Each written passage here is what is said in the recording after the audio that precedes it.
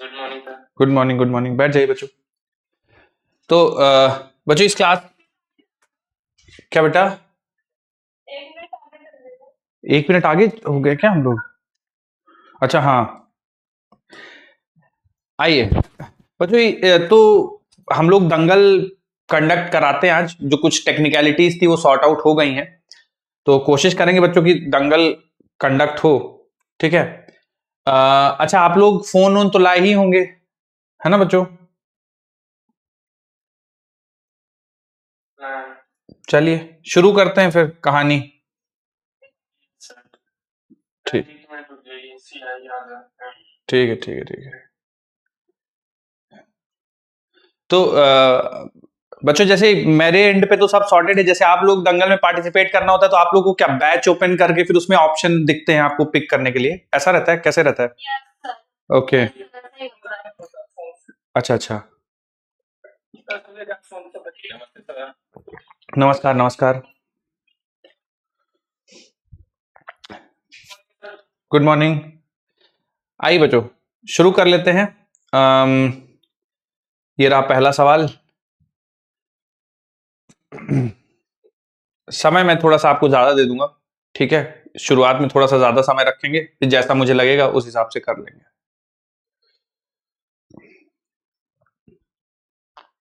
Sir 1 minute रुक जाइए, CI नहीं है हम लोग में, हाँ, नहीं है।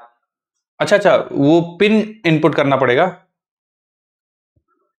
सर मतलब वो जो हाँ डिजिटल बोर्ड है हाँ उसमें आपकी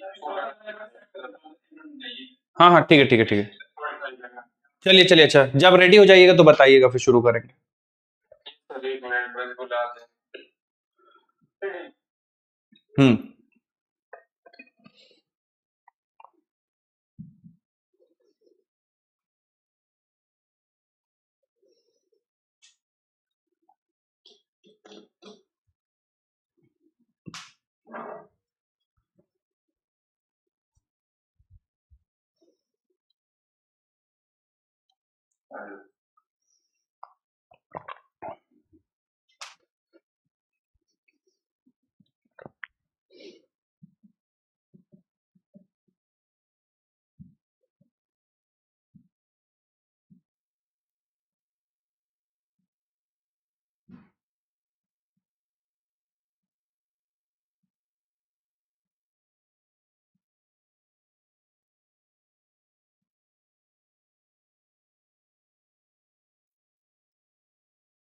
शुरू किया जाए बच्चों? हो गया सर। ठीक। अभी आए नहीं। अच्छा अच्छा, अभी नहीं आए हैं।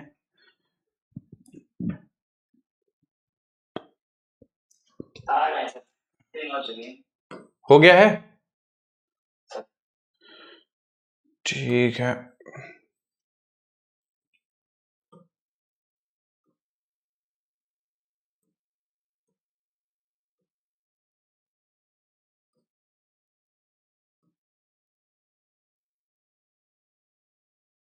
अच्छा, कुछ लोगों ने पिक भी कर लिया शायद ऑप्शन। ठीक है, चलिए बच्चों शुरू करते हैं फिर। किसी का कोई रह गया है जो अभी रेडी नहीं है तो बता दीजिए। ठीक है, चलिए चलिए शुरू करते हैं बच्चों। चलिए, इसमें काफी समय मिल गया तो इसमें 60 सेकेंड्स हैं आपके पास। शुरू करिए।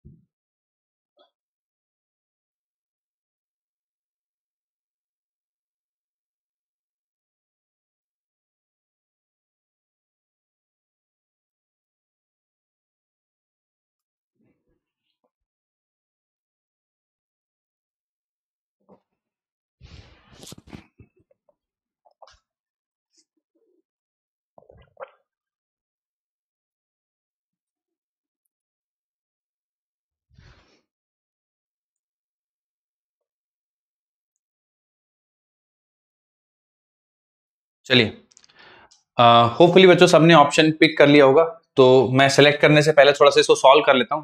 750 kg बोट 10 मीटर लॉन्ग। कोई भी आप में से बच्चों बताना चाहे कि सर इसको इस तरह से सॉल्व कर सकते हैं, तो स्टेज बिल्कुल आपका है, जैसा बताना चाहे आप बिल्कुल बता सकते हैं। तो बच्चों इस सवाल में क्या है कि 750 kg बोट है, 10 मीटर लेंथ है, ठीक है, और 750 kg इसका मास है, ठीक है। कह रहा है कि man of mass 80 kg is at one and.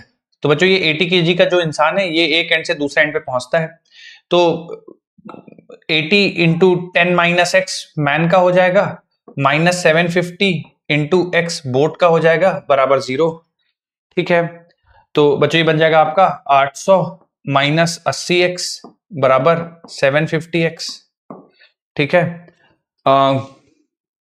Calculation बच्चों आप लोग भी देखते रहिएगा, इसको जोड़ देंगे 75 और 8 830, ठीक है, x बराबर 800, तो x की वैल्यू आ जाएगी बच्चों आपका 800 यानी 80 डिवाइड बाय 83, तो very close to 1।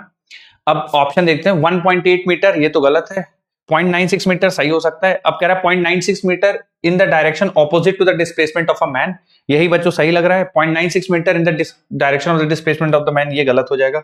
B option बेटा सही रहेगा इसका। सोच पाए थे क्या बेटा बी ऑप्शन इसका? अरे वाह, चलिए काफी सारे बच्चों ने सही सोचा है, कुछ थोड़ा सा गड़बड़ हो गए थे।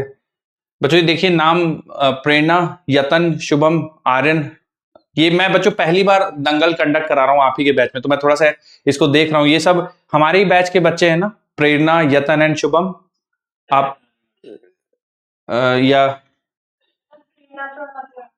अरे वाह, चलिए चलिए। तो मथुरा वाले तुम लोग हाईजैक कर लियो क्या सिस्टम सब, तुम ही लोग टॉप 3 में। हाँ बोलिए बोलिए, कोई कुछ डाउट पूछ रहा है? पढ़ रहे हैं इसलिए, अच्छा ओके। हाँ बोलिए, कुछ डाउट पूछ रहे थे क्या बेटा, मैं समझ नहीं पाया। हाँ हाँ, शुभम फ्रॉम देवरिया, बधाई हो शुभम जी। 80 देखिए राइट की तरफ जा रहे हैं ना, तो इसको जो प्लैंक है या बोट है इसको लेफ्ट की तरफ आना ही पड़ेगा, ठीक है। कारण क्या है, क्योंकि कोई एक्सटर्नल फोर्स नहीं है, सेंटर ऑफ मास को शिफ्ट, मतलब सेंटर ऑफ मास अपनी पोजीशन चेंज नहीं कर सकता, इसलिए अगर आप इधर जाएंगे तो इसको पीछे आना पड़ेगा बोट को, ताकि सेंटर ऑफ मास की पोजीशन वहीं रहे, ठीक है। अगला सवाल बच्चों, इसमें 60 सेकेंड ही मैं दूंगा आपको।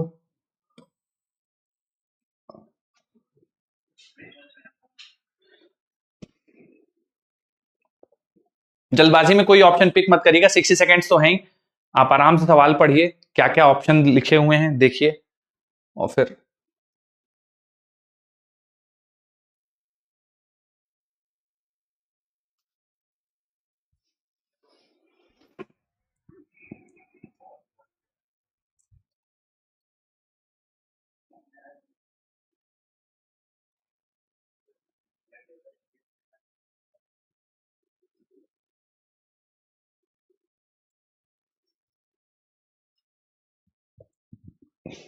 बच्चों आखिरी कुछ सेकंड्स।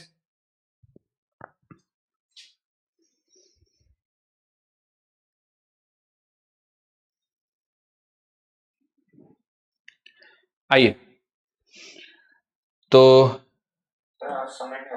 आंसर सबमिट नहीं हो रहा है, ओके नहीं हो रहे हैं या हो रहे हैं, ओके ओके ओके ओके। पहला बच्चों ऑप्शन कह रहा है momentum is conserve for all type of collision, क्या विचार है बच्चों बताइए, सही है गलत? ये स्टेटमेंट ट्रू है इसलिए हमारा आंसर नहीं होगा। Energy is conserved in all type of collision, बताइए।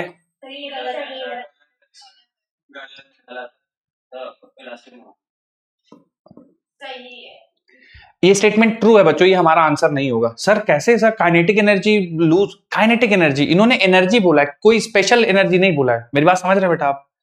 ये हम लोगों ने डीपीपी में कल या परसों ही डिस्कशन किया था, किसी बच्चे ने पॉइंट उठाया भी था कि सर एनर्जी तो नहीं होना चाहिए, पर एनर्जी कंजर्व, टोटल एनर्जी तो पूरे, वो तो law of conservation of energy है ना, कि energy can not be created not be destroyed, तो कुछ भी हो टोटल एनर्जी तो हर जगह कंजर्व है। कुछ एनर्जी का, काइनेटिक एनर्जी का हिस्सा पोटेंशियल एनर्जी में चल जाएगा, कुछ हीट एनर्जी में चला जाएगा, पर टोटल एनर्जी तो कंजर्व रहेगी। हाँ, काइनेटिक एनर्जी की अगर बात करते तो हम स्टेटमेंट को देखते, ठीक है। तीसरा statement, during elastic collision conservative forces are involve, ये स्टेटमेंट भी ट्रू है, इसलिए हमारा आंसर नहीं हो सकता। Work energy theorem is not applicable to in elastic collision, ये स्टेटमेंट फॉल्स है और यही हमारा आंसर होगा। वर्क एनर्जी थ्योरम बच्चों हर जगह एप्लीकेबल है, ऐसा कोई केस नहीं है कि work energy theorem, work energy theorem work done by all force equal to change in kinetic energy, everywhere applicable, कोई इसका एक्सेप्शन नहीं है, इसलिए डी ऑप्शन इसका अच्छा अटेम्प्टेड बाय, अच्छा आ गया। ये थोड़ा सा इंटरेस्टिंग था, बहुत कम बच्चों ने इसको पिक किया। आयुष्मान, सत्यांश, आदर्श, कहां से आयुष्मान जी? बलिया। और आदर्श? अच्छा ओके, आदर्श जी कहां है? आदर्श जी हमारे, चलिए कोई नहीं। अगला सवाल ध्यान से देखिएगा बच्चों। सर, हाँ हाँ सर पिछले क्वेश्चन में हीट भी तो डिसिपेट हो जाती, तो एनर्जी कंजर्व तभी मानेंगे उसको। हाँ हाँ, टोटल एनर्जी तो कंजर्व है ना, हीट भी तो एक टाइप ऑफ एनर्जी है।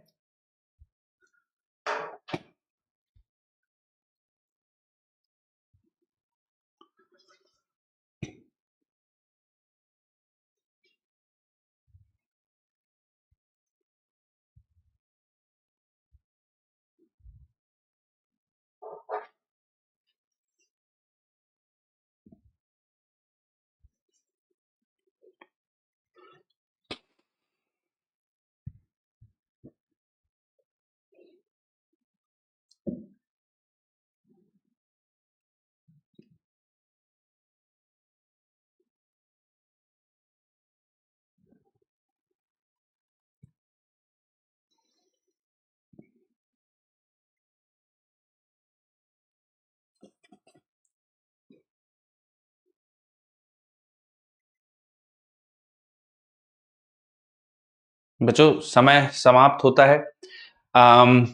देखिए एक प्लेन है, कुछ हाइट पे है, ठीक है, वहां से एक बॉल रिलीज की है और ये बॉल जो है नीचे आके वर्टिकल सर्कुलर मोशन कुछ इस तरह से कंप्लीट करती है। तो मान लीजिए बच्चों आपने बॉल को h हाइट से रिलीज किया है, ठीक है, h हाइट से रिलीज किया है, तो जब बॉल ग्राउंड पे पहुंचेगी, मतलब इस लेवल पे बच्चों बॉल पहुंचेगी, तो इस बॉल के पास आगे की तरफ स्पीड होगी √2gh, और आप चाहते हो कि कम से कम हाइट निकालना है, तो इसके पास ये जो √2gh स्पीड है, कोई बच्चों मेरी मदद करेगा क्या, ये किसके बराबर होगी तो वर्टिकल सर्कुलर मोशन कंप्लीट हो जाएगा? √5gr, ठीक है। अब दोनों साइड से बच्चों स्क्वायर रूट हटा दीजिए, तो 2gh बराबर 5gr, तो देखिए बच्चों यहां से g से g भी कैंसिल हो जाएगा, हाइट पूछा गया है तो 5r/2 हो जाएगी, ठीक है। और r की वैल्यू बच्चों सवाल में कितनी दे रखी है हमारे पास? 20 दे रखी है, तो 20 रखेंगे, 50 सेंटीमीटर आएगा क्या बच्चों हाइट? सी ऑप्शन हो जाएगा। अरे बच्चों इसको तुम लोग क्यों कम लोग सही किए हो भाई? श्याम, वंशदीप एंड मुस्कान, बहुत बढ़िया। वंशदीप जी कहां से हैं? मुस्कान, ठीक। कुछ लोग ऑनलाइन भी बच्चों अटेंड कर रहे हैं क्या? हो सकता है ऑनलाइन वाले हों कुछ। सर मुस्कान सिरसा से। Sirsa, very good. चलिए बच्चों अगला सवाल, ये भी बच्चों मैं वर्टिकल सर्कुलर मोशन पे ही ले रहा हूं, गड़बड़ नहीं करिएगा। ये रहा सवाल आप सभी के सामने।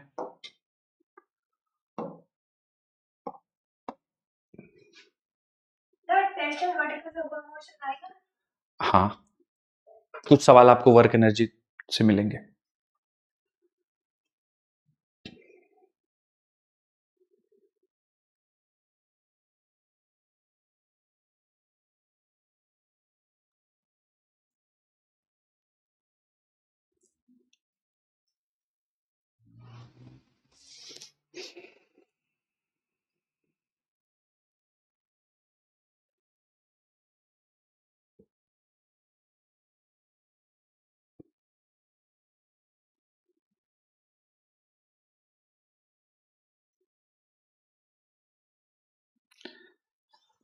चलिए बच्चों कोई डिस्कशन करना चाहेगी सर इसमें ये आंसर होगा या इस हिसाब से हम कर सकते हैं, या ये सोच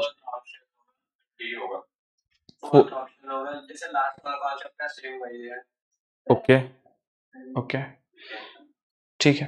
सवाल में बच्चों कहा गया है कि a small bead of mass m slides on a smooth horizontal wire that is bend in a circle of radius r, it is release at the top of the circular part, है ना। यहाँ पे हम लोग बच्चों actually इसमें उल्टा हो रहा है कि यहां से रिलीज कर दिया है और ठीक है, तो यहां पे बच्चों स्पीड 0 है। और थोड़ा सा सवाल थोड़ा ठीक है, ये बीड है। बीड का मतलब क्या होता है? बीड कोई बच्चों समझाना चाहे कि इसका क्या मतलब होता है, बीड क्या होता है? बीड मतलब बच्चों सिंपल भाषा में अगर देखा जाए तो छल्ला, रिंग। जैसे ये मान लीजिए ये जो वायर है ना, ये वायर है, तो इस वायर पे ना ऐसे बीड पहना दी जाती है ना, तो ये जो बीड है वो पहना दी जाती है, ठीक है, रिंग टाइप की होती है और वो स्लाइड करती है। तो यहां पे बीड पहनी हुई है, उसको v स्पीड से रिलीज कर दिया तो ऐसे नीचे जाके ऐसे ऊपर जाएगा, ठीक है। ये जो बीड होती है वो बॉल टाइप का सिनेरियो नहीं होता है कि आपको कुछ ना कुछ, मतलब बॉल तो क्या है बेटा, अगर आप यहां रिलीज कर देंगे तो नीचे आ जाएगा सीधे बॉल। छल्ला या बीड क्या है, उसको आप रिलीज करेंगे ना तो वायर पे यहीं पे रहेगा और हल्का सा स्पीड देंगे तो ऐसा घूम के ऐसा ऊपर जाएगा, ठीक है। अब थोड़ा सा सवाल देखिए, कह रहा है small bead of mass m slides on a smooth wire that is bent in a circle of radius r, it is release at the top of the circle part of the wire point A in the figure with a negligibly small velocity. मतलब आप ये समझ लीजिए almost यहाँ पे 0 speed से छोड़ दिया है, क्योंकि छल्ला है, रिंग है, डायरेक्ट नीचे नहीं गिरेगा, वैसा घूम के आएगा और ऐसा ऊपर जाएगा, ठीक है। With an negligible small, find the height where the bead will reverse its direction. कितनी हाइट पे बीड अपनी डायरेक्शन रिलीज करेगी, यानी कितनी हाइट पे उसकी स्पीड 0 हो जाएगी, ठीक है। यहां से ऐसा घूम के जाएगी, ऐसा ऊपर जाएगी, कहीं पे स्पीड 0 होगी, वापस हो जाएगी। तो हमें ये हाइट h बताना है बच्चों। अगर तुम लोग को समझ में आ जाए तो मुझे बताइएगा, या अगर आप मेरी बात से सहमत नहीं है तो भी बताइएगा। h की वैल्यू बेटा 2r के बराबर होगी। कारण क्या है, यहां पे भी आप 0 स्पीड देके रिलीज कर रहे हैं तो ये इसके पास इतनी पोटेंशियल एनर्जी है ना, और जब ये पोटेंशियल एनर्जी वापस से यहां पे पोटेंशियल एनर्जी में कन्वर्ट हो जाएगी तभी वो जाके रुकेगी। तो बेटा जो हाइट h है वो 2r के बराबर होगी। जितनी हाइट से आप छोड़ेंगे उतनी हाइट चढ़ेगी। अब आपके पास अगर कोई ये होगी सर नहीं ऐसा नहीं, ऐसा हो सकता है, या इस बार आपने ऐसा क्यों नहीं सोचा, जो भी आपके दिमाग में आ रहा है आप बिल्कुल शाइनेस मत रखिए, आप बिल्कुल डिस्कशन करिए। आंसर होगा बच्चों, करेंगे बेटा, आप एनर्जी कंजर्व करेंगे। देखिए मैं एनर्जी कंजर्वेशन से कर देता हूं, तो आप कहीं पे रेफरेंस लेंगी, मान लीजिए मैं रेफरेंस ग्राउंड पे ले लेता हूं, ठीक है। तो काइनेटिक एनर्जी 0, क्योंकि आप यहाँ पे ऑलमोस्ट नेग्लिजिबल स्पीड से रिलीज कर रहे हैं। पोटेंशियल एनर्जी हो जाएगी mgh यानी 2r, ठीक है। ये रेफरेंस लाइन है। और ये मतलब इनिशियल मैकेनिकल एनर्जी, कोई फ्रिक्शन नहीं है, कुछ भी नहीं है, मैकेनिकल एनर्जी कंजर्व रहेगी, यानी यहां पे भी मैकेनिकल एनर्जी सेम रहेगी। तो यहां पे जब आप लिखिएगा तो एम जी एच हमें निकालना है कि ग्राउंड से कितनी हाइट पे जाएगी, और काइनेटिक एनर्जी वहां पे भी 0 होगी, क्योंकि डायरेक्शन कब चेंज होगा, जब डायरेक्शन चेंज होगा तब स्पीड 0 होगी। तो देखिए एम जी कैंसिल हो गया, एच बराबर 2r आ गया। तो बच्चों ये बी ऑप्शन सही होगा। देखते हैं कितने बच्चों ने बी ऑप्शन लगाया है, थोड़ा डर ही लग रहा है मुझे, कम लोगों ने, अरे सिग्निफिकेंट नंबर, बहुत सारे बच्चे डी ऑप्शन के साथ गए। लगता है बच्चों टेम्पटिंग है। देखिए अगर सेम सवाल ऐसा बॉल होता तो सिचुएशन अलग होती, क्योंकि छल्ला रिंग है, बीड है, तो सिचुएशन थोड़ा सा अलग है। देखते हैं कितने बच्चों ने, कौटिल्य, जतिन एंड बपरीत।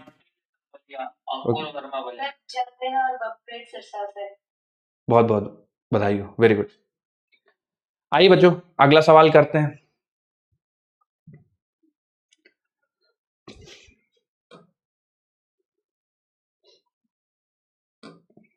समय बच्चों मैंने ज्यादा दिया इस सवाल के लिए, हालांकि उतने जरूरत नहीं है, फिर भी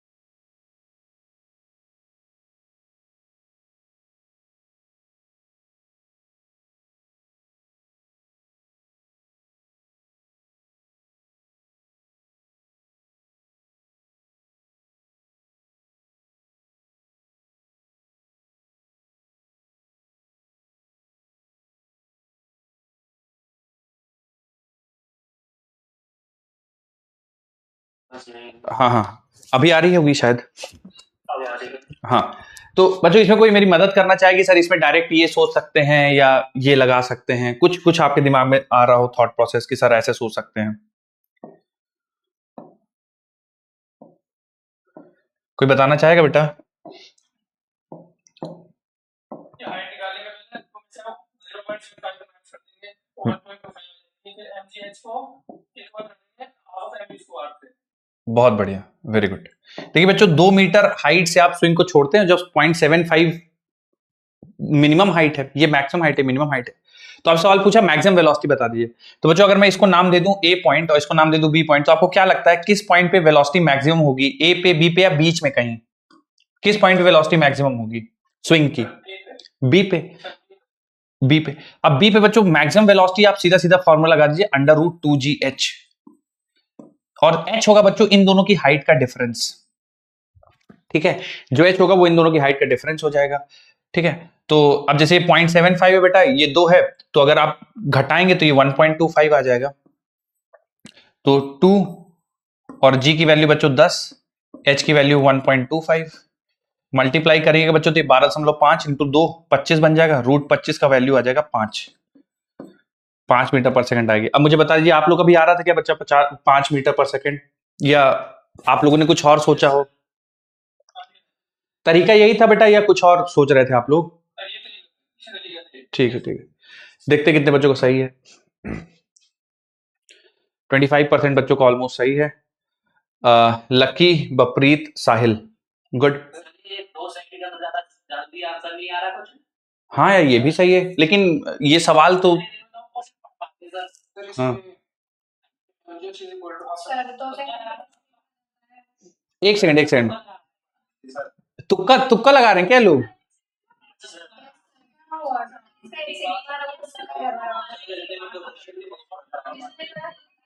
नहीं, बहुत जेन्युइन बात है। अच्छा हाँ, तो ये 58 सेकंड वाले जेन्युइन लग रहे हैं ना, इधर वाले? हाँ यार ये मैं, अच्छा तुम लोग ध्यान दिया, मेरे दिमाग में ये चीज नहीं आई थी क्योंकि मैं नोट, बहुत बढ़िया। ए बच्चों तुम लोग यार ऐसे बदमाशी नहीं करो यार। तो अच्छा कुछ ऐसे एक दो सवाल हो सकता है पहले, क्यों? ठीक है, वही लगाया बेटा, हाफ एम वी स्क्वायर बराबर एम जी एच। देखिए हाफ, जैसे यहाँ पे आप स्पीड 0 है ना, तो यहाँ पे स्पीड मान लीजिए हाफ एम वी स्क्वायर है, मतलब kinetic energy half M V square.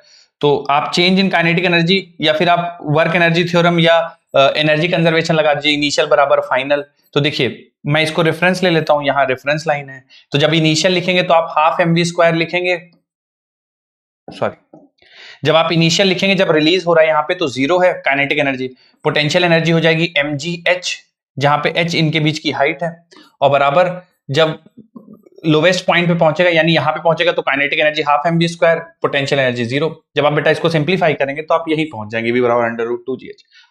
तो सीधा याद रखिए कि अगर आप किस चीज को रिलीज करते हैं, वो कुछ हाइट, जितना हाइट नीचे आएगी उसके हिसाब से उसकी स्पीड इस तरह से कुछ बढ़ेगी, √2gh, h जहां पे डिफरेंस है। अगला ये बच्चों सवाल, किसी को बताइएगा नहीं, और प्लीज तुक्का उक्का न मारिए भाई, आराम से पढ़ के करिए, कोई बात नहीं, सही गलत चलता रहेगा, मेहनत करके आराम से करिए।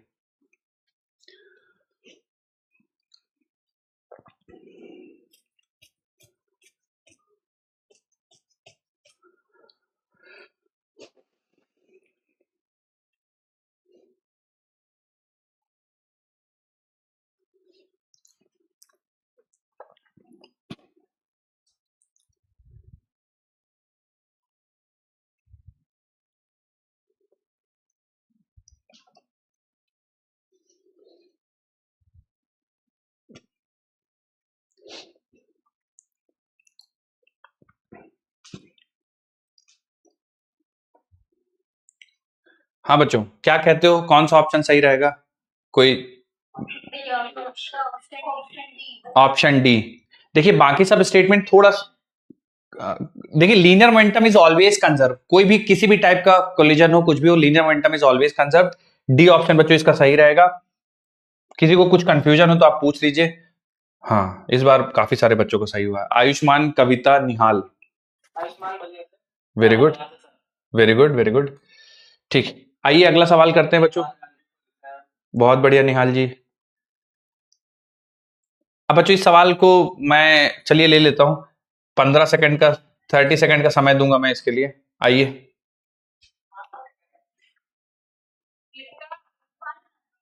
अरे सबको नहीं बताओ, 1।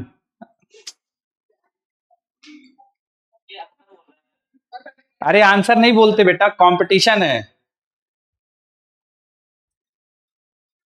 हमारी क्लास में सर आंसर स्क्रीन हो जाता है। अच्छा, तुरंत एक दूसरे को मदद से करते हैं। चलिए एक दूसरे का चिल्ला देते हैं नहीं नहीं नहीं, चिल्लाए नहीं करो, आराम से करो सब लोग, ये तो लोग का प्रैक्टिस है, ठीक है। अच्छा, इसको भी कुछ लोग गड़बड़ मार्क कर दिए। बच्चों इसका जो आंसर होगा वो ए ऑप्शन होगा, perfectly elastic collision, coefficient of restitution 1 होता है। अगला सवाल आइए। चलिए अब इसमें मैं बच्चों पढ़ दूंगा आपको, ऑप्शन है ना, घबराइए नहीं। 60 सेकेंड देता हूं मैं आपको, और इसको साइड में करते हैं। लास्ट ऑप्शन में लिख दूंगा या पढ़ दूंगा, ठीक है, लिख देता हूं।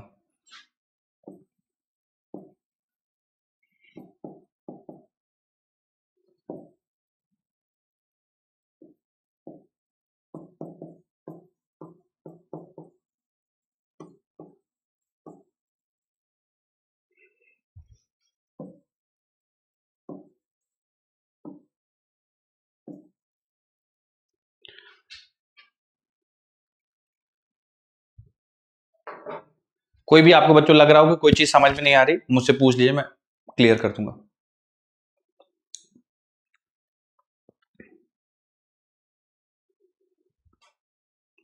सर हमारे कॉल में ओनली 4 ऑप्शन आ रहे हैं। हाँ यार, 4 ही आ रहे होंगे, और अगर 4 में से सही नहीं हुआ तो गड़बड़ हो जाएगा। सर ये तो है भी नहीं वैसे भी। हाँ ठीक है, सही बात है, सही बात है, बिल्कुल सही बात है।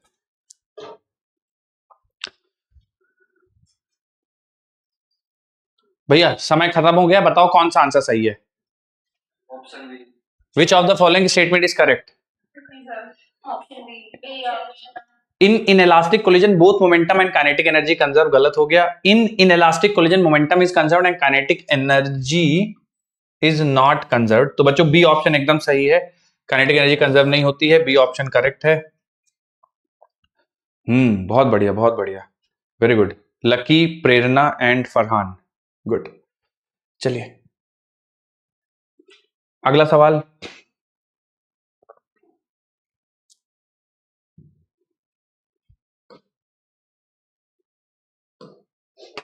बच्चों ईमानदारी से करिए, कोई जल्दबाजी में तुक्का उक्का लगाने की जरूरत नहीं है।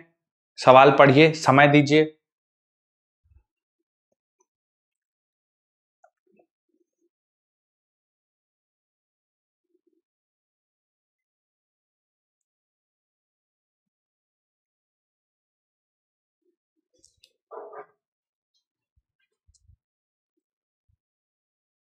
बच्चों स्मॉल भी पूछा गया है, ठीक है।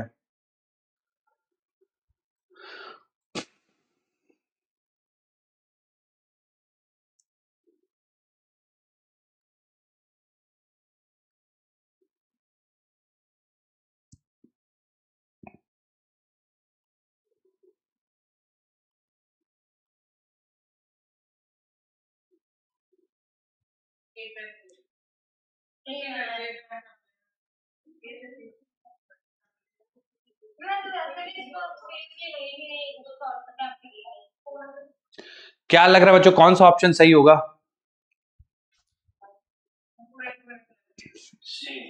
सी लग रहा है, ओके।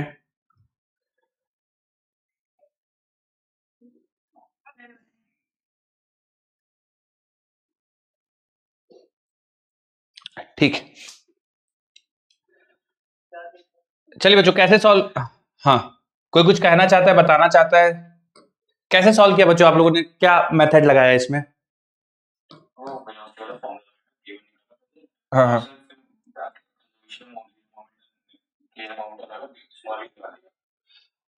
ओके। तो देखिए जैसे मान लीजिए ये कैपिटल एम मास है, ये यू स्पीड से जाके टकराता है एक स्मॉल एम मास जो कि रेस्ट पे रखा हुआ है, ठीक है। और सवाल में आपसे बोला गया कि after collision their final velocities are v and v। v मतलब इसकी वाली वेलोसिटी को इन्होंने बच्चों कैपिटल v बोल दिया है और इसकी वाली वेलोसिटी को स्मॉल v बोल दिया है। तो आपसे सवाल में स्मॉल v के बारे में पूछा गया है, यानी अगर फॉर्मूला आप बच्चों यूज करना चाहें तो आप डायरेक्ट v2 का फॉर्मूला लगा सकते हैं। तो v2 बराबर, किसी को याद है क्या बच्चों फॉर्मूला, और मेरी मदद करना चाहे कोई?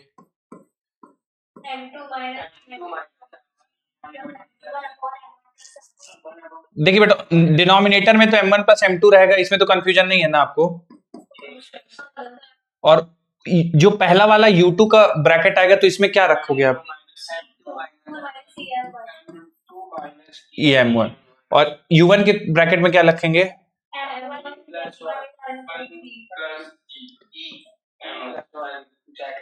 m1 ब्रैकेट के अंदर e+1, सही है ना? अब बच्चों इनमें से देखिए, चूंकि u2 0 है तो आपको ये वाला ब्रैकेट सॉल्व ही नहीं करना है ना? तो v2 बराबर आ जाएगा u1 जो कि u है, और m1 यानी कैपिटल M ब्रैकेट के अंदर e+1 divided by capital M plus small m। ठीक है, अब दोनों ऊपर नीचे m से डिवाइड कर दीजिए बच्चों, तो ये बन जाएगा 2u divided by 1 plus small m divide by capital M। ठीक है, तो सॉरी, इसको मैं u को बार बार क्यों, हाँ ये बन जाएगा बच्चों 2u divide by 1 plus small m divide by capital M। C option इसका करेक्ट हो जाएगा। अगर सही से डायरेक्ट करें, मतलब कर दें फाइनल एडिशन, आ नहीं रहा इसका। अगर आप मोमेंटम का जब बेसिक से जाना चाहें तो कर सकते हैं, लेकिन उसमें थोड़ा सा ध्यान रखना ये पड़ेगा। जैसे आप इनिशियल मोमेंटम लिखेंगे तो आप इनिशियल मोमेंटम लिखेंगे बेटा mu, ये इनिशियल मोमेंटम हो जाएगा। ठीक है, फाइनल मोमेंटम लिखेंगे तो mv plus small m small v। ठीक है, आपने ये इक्वेशन लिख ली होगी, फिर दूसरी इक्वेशन क्या लिखी बेटा आपने?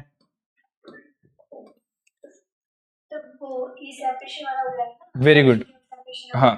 तो आप बताइए क्या लिखा आपने? वेलोसिटी ऑफ अप्रोच u हो जाएगी, सेपरेशन हो जाएगी v माइनस कैपिटल V। ये आपने बनाई थी सेकंड इक्वेशन? हाँ बेटा, आप रखेंगे, सिंप्लीफाई करेंगे, आ जाएगा 100% आ जाएगा। आपने कुछ मिस्टेक करी होगी पक्का। ठीक है, क्योंकि ये जो रिजल्ट हम निकालते हैं ना, ये इन्हीं दोनों इक्वेशन से निकालते हैं। दीपेश, श्याम, गरिमा, बहुत तेज तुम लोग सॉल्व कर, हाँ, लेकिन इतना तेज कैसे सॉल्व कर देते हो? अगला सवाल।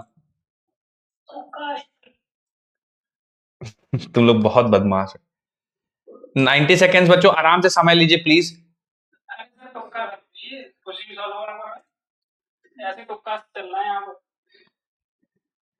तुम लोग ये सॉल्व कर देगा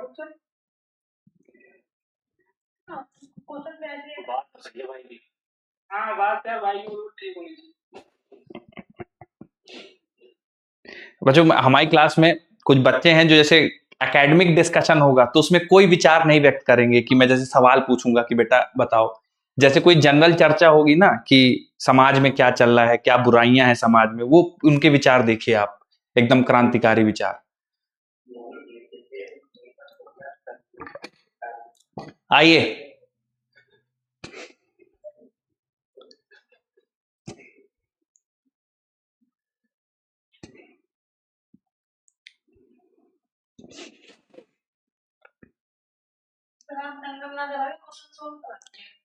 तो ठीक है, बंद करा, दंगल बंद करने में कुछ नहीं बेटा, अब अगले सवाल से बंद कर देंगे दंगल। तुम लोग एंजॉय नहीं कर रहे हो तो बंद हो जाएगा।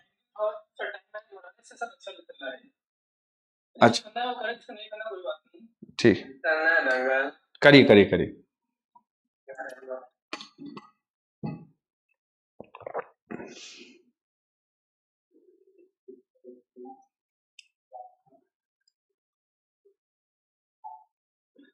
चलिए बच्चों, बताएंगे कोई आंसर, कैसे क्या किया, कैसे किया कुछ भी?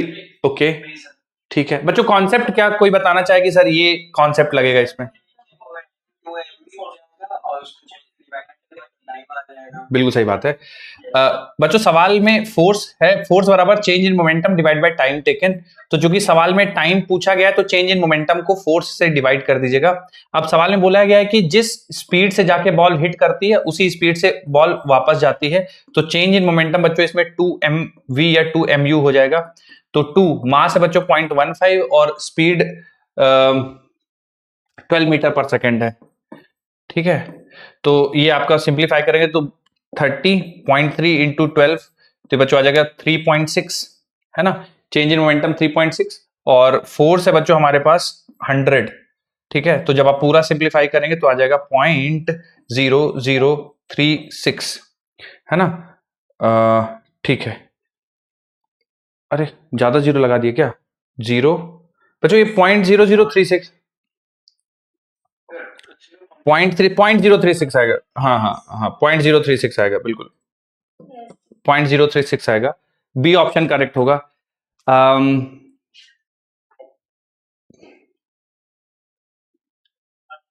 बी ऑप्शन काफी सारे बच्चों ने सही लगा दिया था, लेकिन एक सेकंड में तो ये 1 सेकंड में पॉसिबल नहीं है एक्चुअली। यस सर, 1 सेकंड में कैसे कर सकता है, कुछ नहीं करने चाहिए। कोई कोई बात नहीं। आइए अगला सवाल करते हैं बच्चों, 60 सेकेंड्स।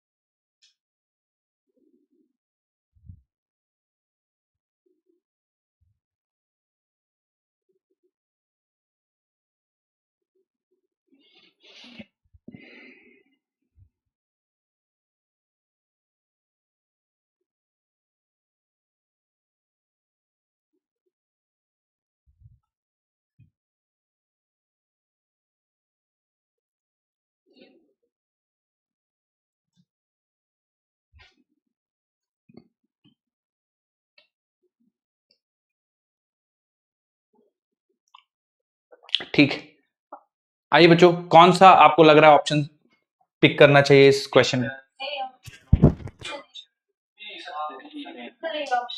इसमें थोड़ा सा आप लोग डिफरेंट आंसर कर रहे हैं, मैं एक एक करके डिस्कशन कर देता हूं। पहला, ठीक, पहला ऑप्शन देख लीजिए बच्चों, इसमें बोला गया in an elastic collision of two bodies momentum and energy of each body is conserved. क्या लगता है आपको स्टेटमेंट?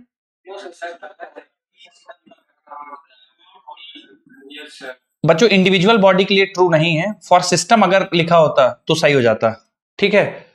इसमें ईच बॉडी लिखा है इसलिए गड़बड़ हो गया, सिस्टम लिखते या दोनों बॉडीज के लिखते तो सही हो जाता। फिर दूसरा सवाल, दूसरा statement, total energy of a system is always conserved no matter what internal and external forces on the body are present. गलत है बच्चों। देखिए अगर नॉन कंजर्वेटिव फोर्सेज आ गए तो total energy of the system is always conserved no matter what internal and external forces of the body are present. बच्चों ये गलत हो जाएगा। क्यों? मान लीजिए आपने एक ऑब्जेक्ट को रिलीज किया, ठीक है, उस पर ग्रेविटेशनल फोर्स लगेगा, काइनेटिक एनर्जी बढ़ेगी, ग्रेविटेशनल पोटेंशियल एनर्जी घटेगी, ठीक है, तो उसकी एनर्जी कंजर्व नहीं है। वर्क डन, क्या क्या, हाँ मतलब सिस्टम, मतलब जैसे आप बॉल को रिलीज कर देंगे, है ना, तो अर्थ प्लस बॉल की वो रहेगी, बिल्कुल सही बात है, अर्थ प्लस बॉल की रहेगी, सिस्टम की रहेगी, ठीक है ठीक है। ये इसमें ये जो आप बोल रहे हो ना, बिल्कुल ये बात सही है। तो अपन इसको ना थोड़ा सा रखते हैं इसको, ठीक है। बहुत बढ़िया पॉइंट यार इन्होंने उठाया, हम एकदम इग्नोर नहीं कर सकते। वापस से आके मैं ये पॉइंट डिस्कशन करूंगा। C point, work done in the motion of a body over a closed loop is 0 for every force in the nature. बच्चों ये क्या आपको लगता है, सी स्टेटमेंट सही है गलत है? गलत है, हाँ, it is true only for conservative, non conservative के लिए सही नहीं रहेगा। डी ऑप्शन पढ़ते हैं, in an in elastic collision the final kinetic energy is always less than the initial kinetic energy of the system. ये बच्चों स्टेटमेंट ट्रू है फॉल्स है? ये बेटा ट्रू है, ठीक है। कह रहा है कि इन इलास्टिक कोलिजन होगा तो फाइनल काइनेटिक एनर्जी जो होगी दोनों की, and final kinetic energy is always less than the initial kinetic energy of the system. बच्चों इसमें कोई कंफ्यूजन नहीं है, ये स्टेटमेंट एकदम सही है। अब आ जाते हैं हमारे बी वाले स्टेटमेंट में। कह रहा है total energy of a system is always conserved no matter what internal external forces on the body are present, ठीक है। अब टोटल एनर्जी बच्चों देखिए, जैसे energy can not be created not be destroyed, तो ये टोटल एनर्जी की बात कर रहा है, ठीक है।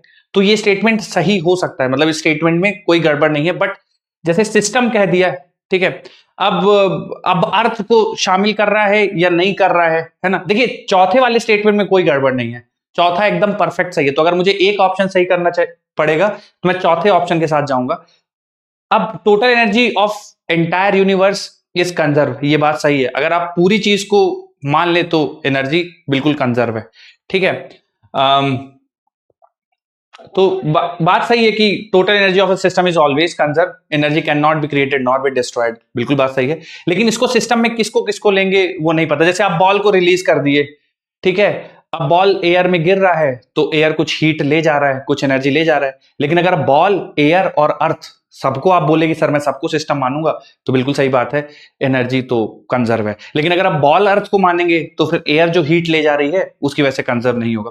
तो बात सही है कि अगर पूरी चीज को सिस्टम माने, जो जो चीजें हैं जैसे अर्थ, बॉल, एयर, आप सबको मान लेंगे सर ये सब सिस्टम का हिस्सा है, तो बात सही है, energy of the system is conserve. लेकिन देखिए अगर मुझे एक ऑप्शन सेलेक्ट करना होगा ना तो मैं चौथे वाले को सेलेक्ट करूंगा, क्योंकि इसमें कोई कंफ्यूजन नहीं है। इसमें स्टेटमेंट को आप इसको गलत कर ही नहीं सकते चौथे स्टेटमेंट में। इस वाले में थोड़ा सा कह सकता हूं कि यार अर्थ बॉल है और आपने ड्रॉप किया है एयर है, तो वहां पे हम लोग लॉस कंसिडर कर सकते हैं। तो बच्चों लेकिन अगर मुझे सेलेक्ट करना होगा तो चौथा is the best option to go for, तो चौथा एकदम करेक्ट है, ठीक है। हाँ बोलिए, एक एक करके पूछिए। हाँ बोलिए। इस क्वेश्चन में तो एलिमिनेट कर देंगे कि बी नहीं हो सकता क्योंकि बी बिल्कुल सही है। बट अगर ये अच्छे से लिख के आ रही है स्टेटमेंट तो हम प्रूव करेंगे फॉल्स। मैं बताता हूं, देखिए अगर कोलिजन की बात हो रही है और आपके पास ऐसा स्टेटमेंट लिखा हो कि total energy of a system in in an मैं लिख देता हूं, in elastic collision, total energy in elastic collision, total energy in elastic collision of system is conserved. हाँ तो आप पिक करिए, एकदम सही है, कोई डाउट नहीं है। टोटल एनर्जी तो कंजर्व है, हम लोगों ने पिछले एक सवाल में देखा था कि total energy of the system is conserve, ठीक है। ये स्टेटमेंट, अब जैसे आप चार स्टेटमेंट है बेटा, तो चार स्टेटमेंट में अगर आप इसको नहीं पिक करते हैं ना, मान लीजिए आप ये छोड़ दिए, आपने इसको पिक कर लिया, तो फिर आप इसको जस्टिफाई करने का तो कोई तरीका ही नहीं है कि गलत है। मेरी बात समझ रहे हैं आप? इसको कैसे जस्टिफाई कर पाएंगे कि इसको क्यों नहीं पिक किया गया है, क्योंकि इसमें तो कुछ भी कोई दुविधा नहीं है, कुछ नहीं है, कोई शंका नहीं है, सीधा सीधा स्टेटमेंट है। तो आप इसको छोड़ के इसको नहीं पिक कर सकते। लेकिन मैं आपको फैक्चुअली बताऊं तो ऐसे टोटल एनर्जी सिस्टम की पूरे, क्योंकि energy can not be created not be destroyed, कहीं पे इनइलास्टिक कोलिजन हुआ है तो काइनेटिक एनर्जी हीट में चली गई होगी, साउंड में चली गई होगी, तो एनर्जी के फॉर्म बदलते हैं। टोटल एनर्जी तो हमेशा सिस्टम की कंजर्व ही रहेगी, ठीक है। सर जब एक्सप्लोजन होता है तो सेंट्रीफ्यूगल फोर्स की वजह से एनर्जी चेंज तो होती है ना, सर कंजर्व का यूज नहीं, बोलिए। तो उसमें देखिए जो केमिकल जैसे ब्लास्ट हुआ है ना, तो जो केमिकल एनर्जी थी वो कन्वर्ट हो गई काइनेटिक एनर्जी में। मेरी बात समझ रहे हैं आप? जैसे रिएक्शन हुई, रिएक्शन के बाद मान लीजिए 100 जूल निकली एनर्जी, अब वो 100 जूल काइनेटिक एनर्जी में चली गई उन सारे पार्टिकल्स की। मेरी बात समझ रहे हैं? तो हाँ, तो energy can not be created not be destroyed, तो पूरे यूनिवर्स की ही फिक्स है। क्लियर है? कोई कहीं पे केमिकल एनर्जी काइनेटिक में चली जाएगी, कहीं पे केमिकल थर्मल में चली जाएगी, पर वही वाली बात है। तो देखिए जैसे चार स्टेटमेंट्स हैं, कई बार आपको ऐसा होगा, तो जो सबसे सही है वो आपको पिक करना है। जैसे आपने दो आइडेंटिफाई कर लिए कि यार ये तो सही होंगे, अब दो में आपको कंफ्यूजन, दोनों में से आप वो सिलेक्ट करिए जो सबसे सही है, मतलब जिसको आप इग्नोर करके उसको जस्टिफाई नहीं कर पाएंगे। आइए बच्चों एक और सवाल करते हैं इसे पे। बोलिए। सर्कुलर मोशन में जीरो हो जाएगी, टोटल एनर्जी सर्कुलर मोशन में। टोटल एनर्जी सर्कुलर मोशन में जीरो मतलब जैसे सर्कुलर मोशन कोई पार्टिकल कर रहा है, ठीक है, तो यहां पे इसके पास काइनेटिक है, पूरी की पूरी पोटेंशियल जीरो है। जब यहां पहुंच गया तो कुछ काइनेटिक कुछ पोटेंशियल, यहां पे कुछ काइनेटिक कुछ पोटेंशियल, यहां पे कुछ काइनेटिक कुछ पोटेंशियल। पोटेंशियल एनर्जी क्वेश्चन में दिया हुआ था और पूछा था कि total energy of a system की सर्कुलर मोशन का टोटल एनर्जी में जीरो। टोटल एनर्जी तो काइनेटिक और पोटेंशियल का सम कर देंगे टोटल के लिए। ओके सर ठीक है। हाँ कोई और कुछ कह रहे थे? ठीक, आइए बच्चों अगला सवाल करते हैं। पोल पे टिक नहीं हुआ था क्या? अरे यार मिनिमाइज कर दिया तो नया पोल शुरू हो जाएगा भाई, अब इसको नहीं लेगा, नया हो गया। देखो मैं मार्क, वही है क्या? चलिए पिक कर लेते हैं, देखते हैं कौन कितने बच्चों का सही है। 24% बच्चों ने। आयुष्मान तो मान ही नहीं रहा है, 3 ही सेकंड के अंदर एकदम। थोड़ा पढ़ तो लीजिए। हाँ हाँ, किसी सिस्टम का मैकेनिकल एनर्जी 0 हो तो मोमेंटम होगा या नहीं, ऐसा पूछ रहे हैं। ठीक है, ठीक, मैं बताता हूँ सोच के। बच्चों अगला सवाल देखिए, समय देते हैं आपको।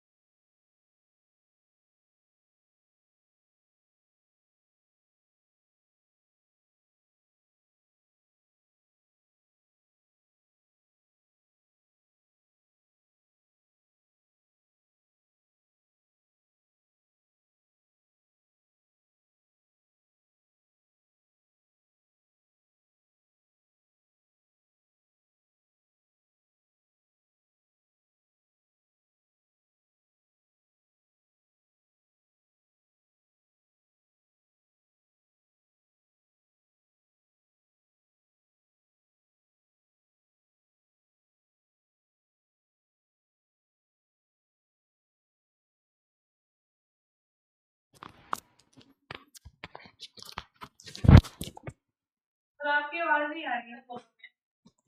नहीं, मैं अभी बोल नहीं रहा हूं।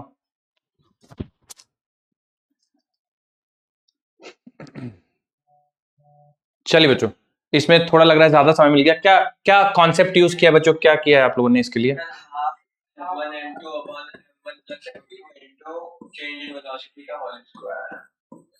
इतना ही लगाया है या और कुछ लिखा है? ये भी आएगा बेटा, है ना? तो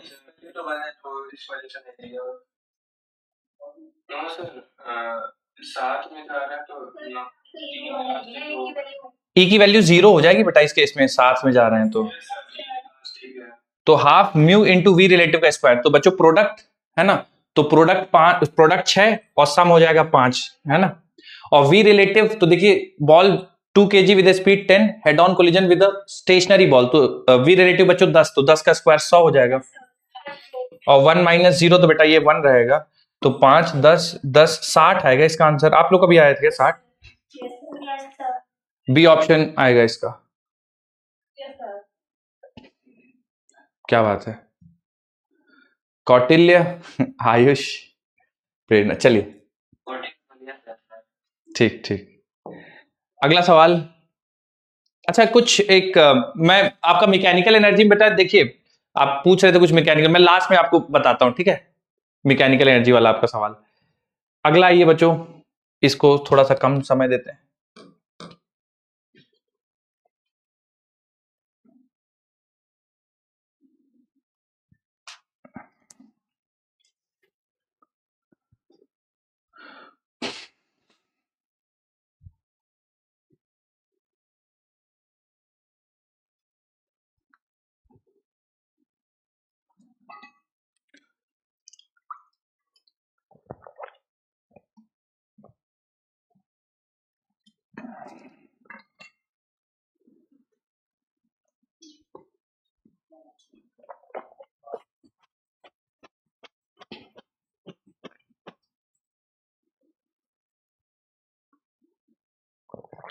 बताइए बच्चों, पिक किया है क्या आंसर आप लोगों ने?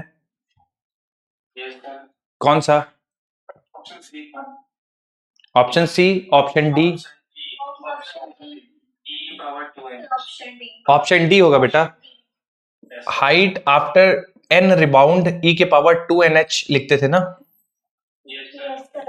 तो यहाँ पे 2 बार रिबाउंड के बाद पूछा ना, आफ्टर 2 रिबाउंड्स, तो पहले रिबाउंड के बाद ई स्क्वायर एच, दूसरे रिबाउंड के बाद ई के पावर 4h। डी ऑप्शन इसका आएगा बेटा आंसर।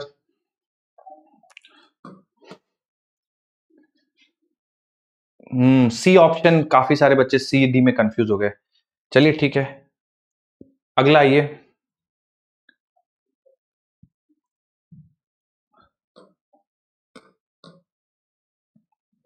चलिए बच्चों पिक कर लीजिए आंसर।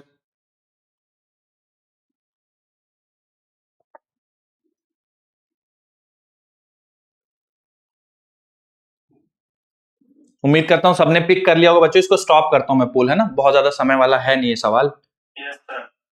स्टॉप कर रहा हूं बेटा। कौन सा पिक किया आप लोगों ने बच्चों? बी ऑप्शन, ठीक है। परफेक्टली इन इलास्टिक कोलिजन होगा। ऑलमोस्ट सबका सही है, लेकिन अभी भी 33% बच्चे लगभग गड़बड़ कर दिए। बी ऑप्शन होगा बच्चों, परफेक्टली इन इलास्टिक कोलिजन, है ना। जब भी वुडन ब्लॉक में टकराई है उसके अंदर रहेगी, मतलब वेलोसिटी ऑफ सेपरेशन 0 है, कोफिशिएंट ऑफ रेस्टिट्यूशन 0 होगा। अगला सवाल।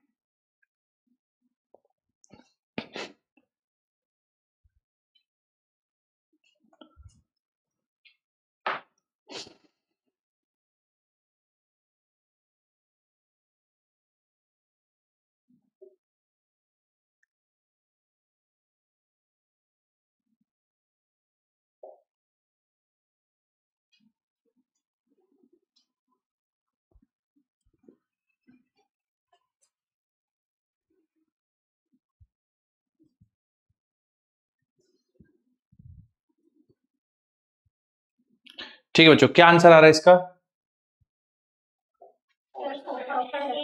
ए आ रहा है। ठीक है, ठीक है। देखिए बच्चों, आप कैसे भी सॉल्व कर सकते हैं। जैसे 2m है और ये v स्पीड से जाके एक m मास के पार्टिकल से जाके टकराती है जो कि रेस्ट पे है। तो बच्चों आप मोमेंटम कंजर्वेशन, जैसे फॉर्मूला लगाना है तो फॉर्मूलास लगा लीजिए, बाकी आप मोमेंटम कंजर्वेशन 2mv और प्लस 0 बराबर, टकराने के बाद मान लीजिए बच्चों इसकी स्पीड हो गई v1, टकराने के बाद इसकी स्पीड हो गई v2, तो 2m v1 plus m v2, जैसा बच्चों आपको सही लगे, है ना। आप ऐसे भी कर सकते हैं, फॉर्मूला लगा के भी कर सकते हैं। तो आप लिख दीजिएगा 2v बराबर 2v1 प्लस v2। अब वेलोसिटी ऑफ सेपरेशन बराबर वेलोसिटी ऑफ अप्रोच, तो वेलोसिटी ऑफ अप्रोच v है और सेपरेशन हो जाएगा बच्चों v2 माइनस v1, ठीक है।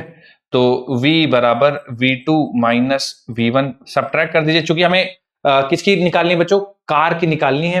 कार यानी v2 निकालना है, तो v1 को हटाना पड़ेगा बच्चों, 2 से मल्टीप्लाई कर दीजिए और जोड़ दीजिए, तो ये मिलके बन जाएगा 3v2 और बराबर 4v, तो v2 की वैल्यू आ जाएगी 4v/3।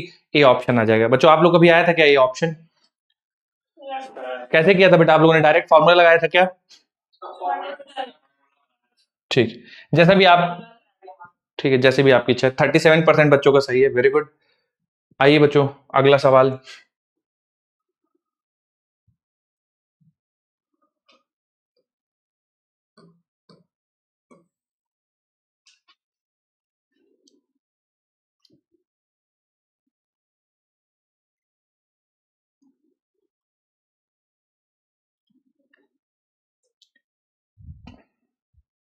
बच्चों मैं पोल थोड़ा जल्दी इसमें खत्म कर दूंगा क्योंकि बड़े सिंपल सिंपल से 2 स्टेटमेंट्स हैं।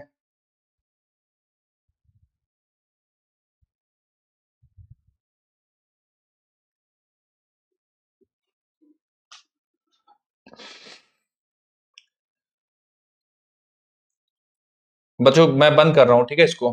बताइए कौन सा ऑप्शन सेलेक्ट किया है आप लोगों ने? कोई बताना चाहेगा कौन सा ऑप्शन सेलेक्ट? बच्चों ऑप्शन बी सेलेक्ट करना चाहिए आप लोग को, बी, ठीक है। दोनों स्टेटमेंट्स तो बीच में इनिशियल और फाइनल होती है, बीच में नहीं नहीं, लॉस मतलब कि चला गया, मतलब कि आप मान लीजिए 100 से भेजे थे आप और बाद में आपको 90 मिला, मतलब के इनिशियल 100 था, बाद में 90 मिला, वो लॉस हुआ।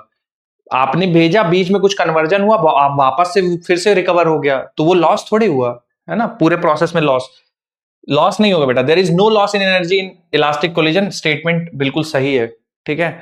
उसके बाद linear momentum is conserved in elastic collision, वो हर टाइप के में सही होता है। दोनों स्टेटमेंट सही है। करेक्ट एक्सप्लेनेशन नहीं है। लीनियर मोमेंटम एनर्जी कंजर्वेशन का कारण नहीं है, तो दोनों सही है बच्चों, लेकिन करेक्ट एक्सप्लेनेशन नहीं है। B option is the right answer. ठीक, टॉप 3 दिखा दें, वही 2-2 सेकंड में होंगे, वो देखो उतना समय लग जाता है एक्चुअली। देखिए समय लगेगा सवाल पढ़ने में, पहले मैंने ध्यान नहीं दिया था लेकिन अब मैंने ध्यान दे दिया। हाँ, अगला सवाल।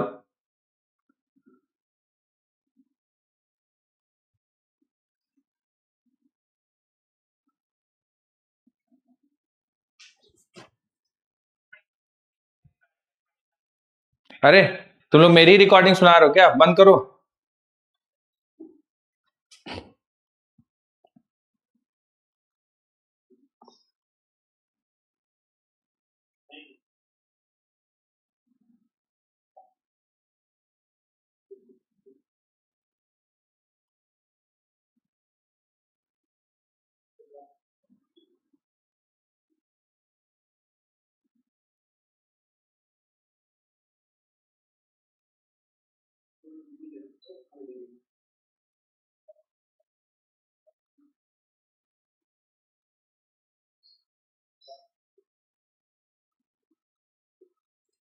चलिए बच्चों, क्या आंसर पिक किए हैं बताइए।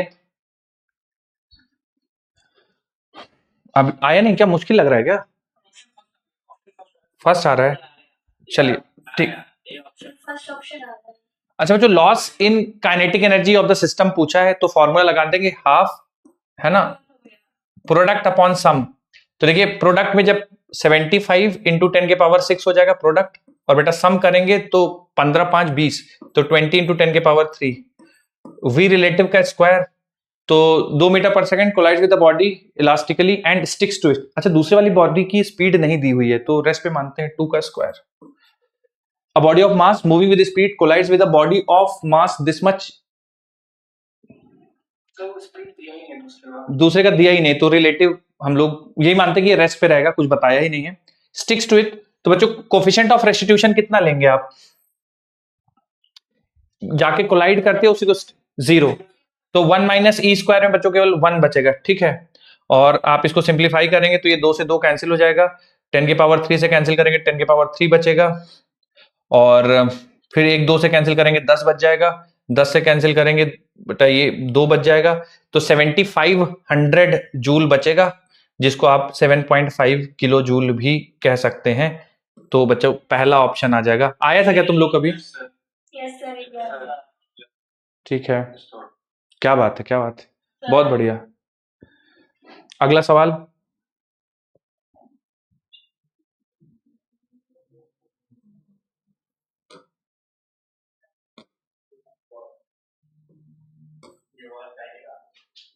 बातें मत करिए, और अगर कुछ बोलना है तो माइक बंद कर लीजिए।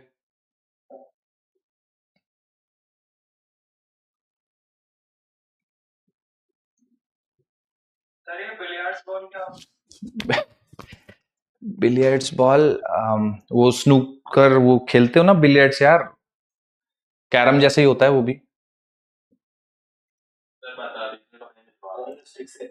हाँ, स्टिक से हिट करते हैं। चलिए ठीक है, कोई बात नहीं। अच्छा इसमें देखिए बच्चों, आपको बिलियर्ड्स बॉल या नहीं पता है, चलिए ठीक है, कुछ भी, या कोई ऐसी चीज आती है। देखिए कोलिजन जो डे टू डे लाइफ में होते हैं, वो सारे के सारे किस कैटेगरी में लाई करते हैं? क्या हो गया?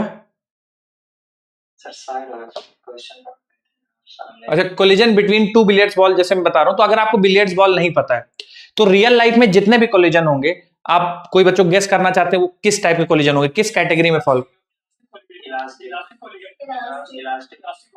इलास्टिक होंगे, पार्शियल इलास्टिक होंगे। देखिए perfectly elastic collision in coefficient of restitution 1, ये बच्चों ये आइडियल केस है, ये रियलिटी में एग्जिस्ट नहीं करता, है ना। तो जितने भी कोफिशिएंट ऑफ रेस्टिट्यूशन होंगे वो 0 से लेकर 1 के बीच में लाई करेंगे, है ना, ठीक है। क्योंकि अगर जैसे 1 हो गया मतलब जितना भी डिफॉर्मेशन था सबका सब रिस्टोर हो गया, पर ऐसा जनरली नहीं होता है। तो जैसा पहला स्टेटमेंट इन्होंने कहा collision between 2 billiards ball is inelastic, तो बात सही है। परफेक्टली इनएलास्टिक गलत हो जाता, इनएलास्टिक पार्शियल इनएलास्टिक सही है, ठीक है। और momentum remains conserve during collision, ये भी बात सही है बच्चों। तो दोनों स्टेटमेंट सही है, पर ये जो सेकंड स्टेटमेंट है ये इसका एक्सप्लेनेशन नहीं है कि इनइलास्टिक है।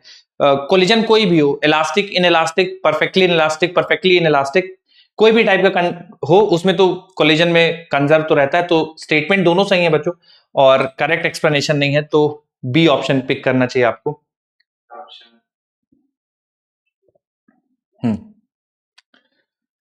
आइए अगला सवाल।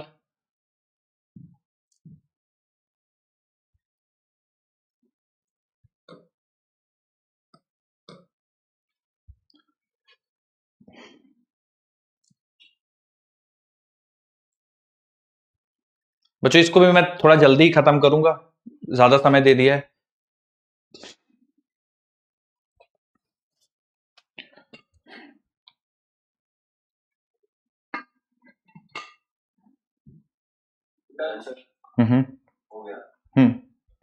बच्चों मैं इसको एंड कर रहा हूं, ठीक है?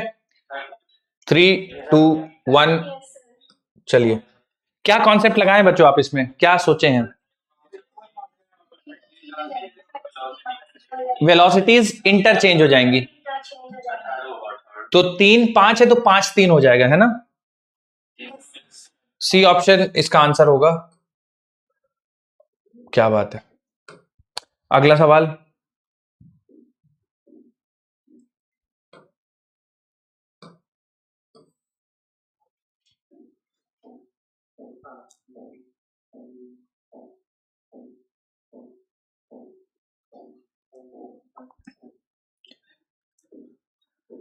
रायबरेली पाठशाला माइक बंद कर लीजिए आप अपना।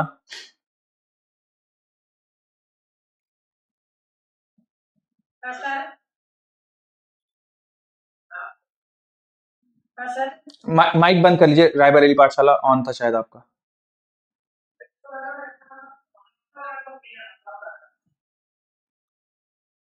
नहीं सर, हरियाणा में ही। Yes sir, yes sir.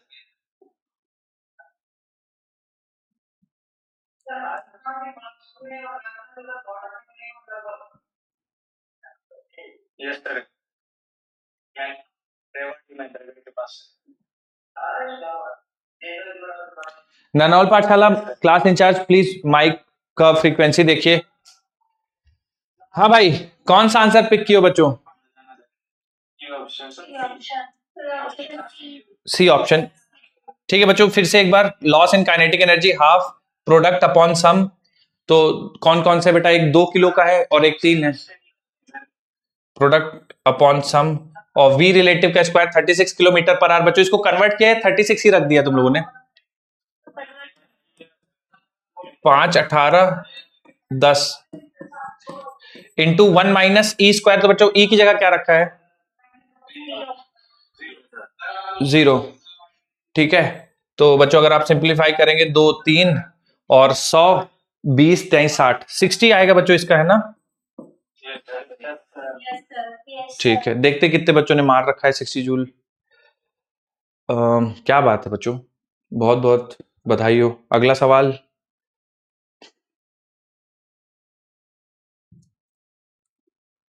चलो बच्चों ये सीधे सीधे बता दो, इसको ऑन नहीं करते।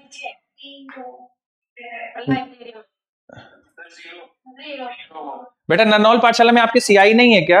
नरनौल पाठशाला 03 सीआई है क्या बेटा आपके यहाँ? नरनौल पाठशाला 03।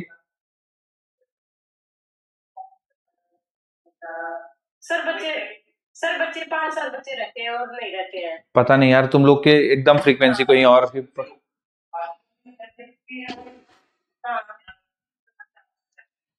सम of moments of all particles in a system about its centre of mass is always.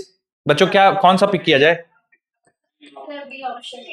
0 होगा बेटा, ध्यान रखिएगा, ठीक है? हमेशा मोमेंट सेंटर ऑफ मास के अबाउट मोमेंट 0 रहता है मासेस का। अगला आइए, देखो जैसे आप ये 2 पार्टिकल्स है ना, मान लीजिए सेंटर ऑफ मास यहां पे है और एक पार्टिकल यहां पे है, इसका मास m2 है और इसकी दूरी r2 है, ये r1 है ना? तो जब मैंने आपको पढ़ाया था तो मैंने बताया था कि m1 r1 बराबर होता है M2R2 के, याद है? ठीक है, तो ये मोमेंट है, ये मोमेंट ऑफ मास M1 है, ये मोमेंट ऑफ मास M2 है। तो सेंटर ऑफ मास के जब अबाउट मोमेंट ऑफ मासेस जोड़ेंगे, यानी M1R1 के साथ ये M1R1 पहले वाले का मोमेंट हो गया, M2R2 दूसरे वाले का मोमेंट हो गया सेंटर ऑफ मास के अबाउट। ठीक है, जब जोड़ेंगे बेटा तो इनका समेशन 0 आ जाएगा, क्योंकि ये पॉजिटिव मान लो, इसको नेगेटिव मोमेंट मान लो तो ये पॉजिटिव, और दोनों के मैग्नीट्यूड बराबर है, जोड़ दोगे तो 0 आ जाएगा। ठीक है ना? अगला सवाल बोलिए।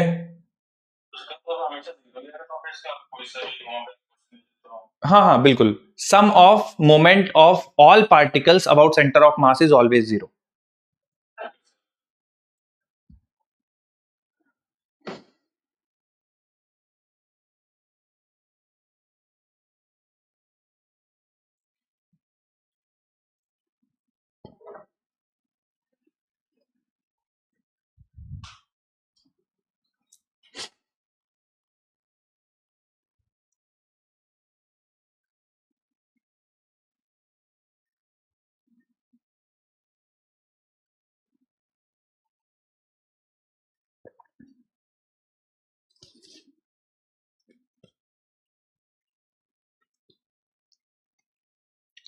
क्या लग रहा है बच्चों?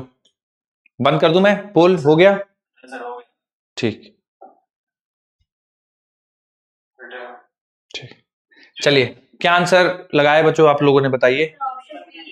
B option.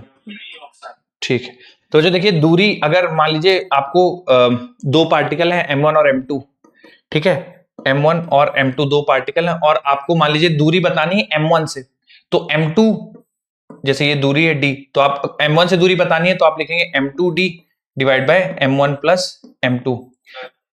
तो M1 प्लस M2, इसमें देखिए 5 और 10 15 हो जाएगा। दोनों के बीच की दूरी कितनी है? 1 मीटर है क्या बच्चों? हाँ, 100 सेंटीमीटर। और जिससे दूरी बतानी है, हमें बतानी 5 किलो से, तो 10 किलो यहाँ पे रख देंगे। सही है ना बच्चों? कैंसिल कर दीजिए, 5 3 5 2, 3 से कैंसिल करके 33, 66.66, बी ऑप्शन आएगा। उम्मीद करता हूं बहुत सारे बच्चों को सही होगा ये। ऑलमोस्ट सारे बच्चों का। जिनका गड़बड़ है बच्चों, देखिए प्लीज, ये सारे सवाल गलत नहीं होने चाहिए आपके। अगला सवाल,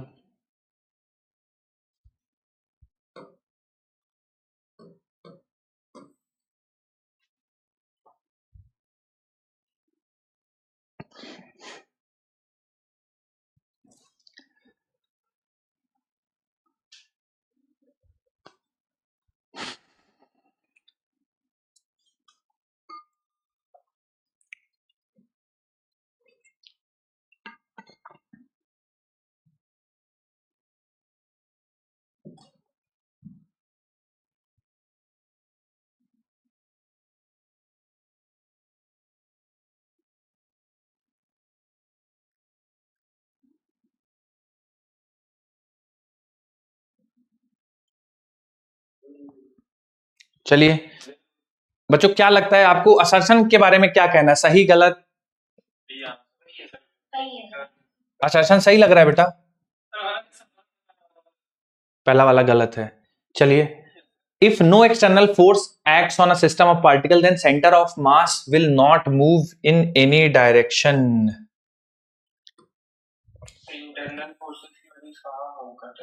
इंटरनल फोर्सेस वजह से मूव नहीं करता है। ठीक है, और कोई कुछ बताना चाहेगा कुछ इसमें? हाँ बिल्कुल मूव करेगा। बोलिए, सारे लोग अपने थॉट्स एक्सप्रेस करिए। हाँ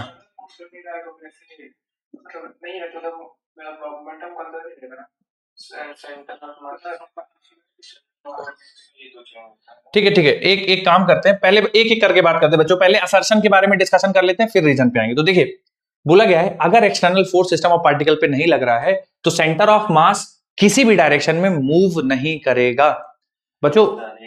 हाँ, ये स्टेटमेंट एक्चुअली गलत है, दिस इज फॉल्स। जैसे कारण एक बच्चे ने, किसी ने बोला है कि सर अगर पहले से कुछ वेलोसिटी है, देखिए आप समझिए, अगर एक्सटर्नल फोर्सेस का सम 0 है तो इससे आप क्या कंक्लूड करते हैं? आप इससे बोलते हैं कि एक्सेलरेशन ऑफ सेंटर ऑफ मास 0 रहेगा।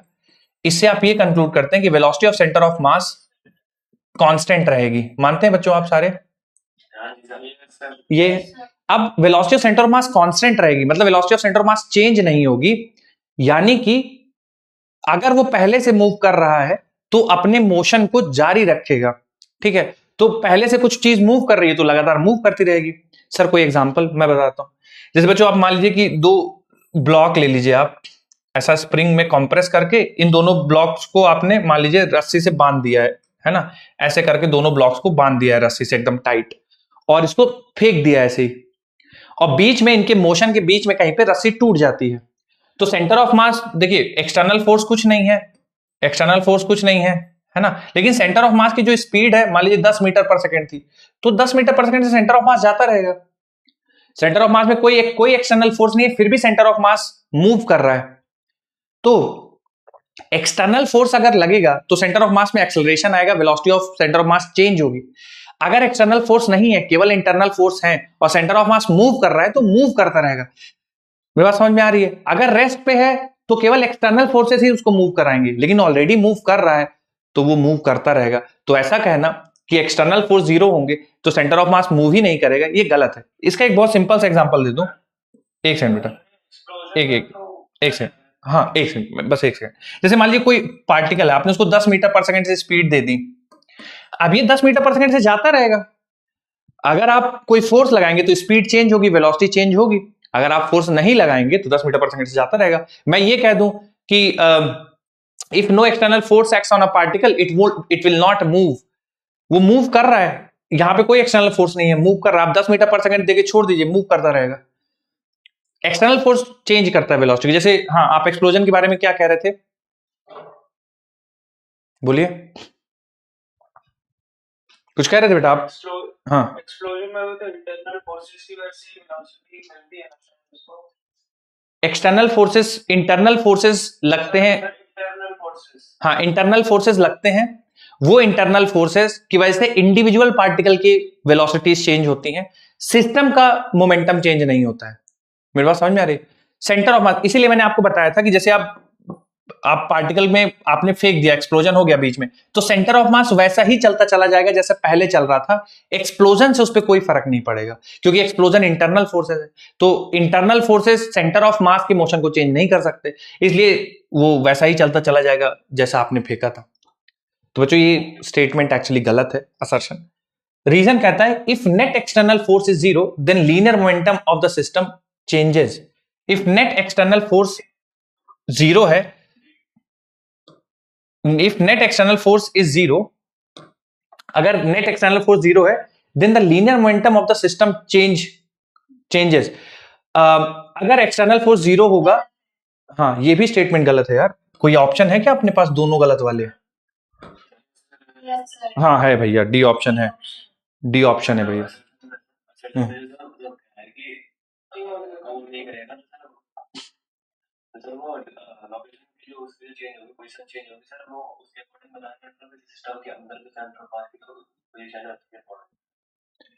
कह रहा है कि if no external force acts on a system of particle then centre of mass will not move in any direction. मतलब सेंटर ऑफ मास के पास मोशन नहीं होगा, जो कि गलत है। सेंटर ऑफ मास बिना एक्सटर्नल फोर्स के भी मूव कर सकता है।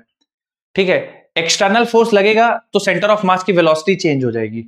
ठीक है, तो ये है इसका। हाँ सर अगर जो centre of mass of system पूछता तो कुछ भी है बेटा, सिस्टम ऑफ पार्टिकल। देखिए सेंटर ऑफ मास एक चीज का, एक पार्टिकल को तो नहीं होगा, कम से कम 2 पार्टिकल चाहिए तब सेंटर ऑफ मास होगा, क्योंकि एक पार्टिकल होगा तो वो खुद ही सेंटर ऑफ मास है पार्टिकल। तो सिस्टम ऑफ पार्टिकल मतलब एक से ज्यादा पार्टिकल। तो अगर एक से ज्यादा पार्टिकल हैं, उनमें एक्सटर्नल फोर्स नहीं है, ठीक है, एक्सटर्नल फोर्स नहीं है, तो भी सेंटर ऑफ मास के पास स्पीड या वेलोसिटी हो सकती है। सेंटर ऑफ मास के पास वेलोसिटी हो सकती है। अगर एक्सटर्नल फोर्स नहीं है तो वेलोसिटी कांस्टेंट रहेगी, अगर एक्सटर्नल फोर्स है तो वेलोसिटी लगातार चेंज होती रहेगी। ठीक है, अब रीजन बच्चों देखिए, if net external force is 0, अगर कोई एक्सटर्नल फोर्स नहीं है, then the linear momentum of the system changes. बच्चों ये स्टेटमेंट गलत है। अगर इफ एक्सटर्नल फोर्स इज 0, अगर एक्सटर्नल फोर्स 0 होता, ठीक है, अगर एक्सटर्नल फोर्स 0 होता तो लीनियर मोमेंटम सिस्टम का कांस्टेंट रहता। अगर external force, if external force is zero, अगर एक्सटर्नल फोर्स जीरो है तो सिस्टम का लीनियर मोमेंटम कांस्टेंट रहेगा, पूरे सिस्टम का लीनियर मोमेंटम कांस्टेंट रहेगा। स्टेटमेंट का then linear momentum of the system changes, बच्चों गलत है। अगर एक्सटर्नल फोर्स जीरो है तो linear momentum of the system constant रहेगा। इन्होंने कहा है चेंज होगा, इसलिए रीजन भी गलत है। तो असर्शन और रीजन दोनों गलत होंगे। देखते हैं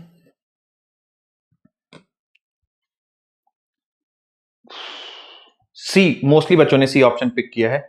assertion is correct with reason, ठीक है बच्चों, फेयर इनफ, मतलब इसमें मैं ज्यादा डिसअपॉइंटेड नहीं हूं।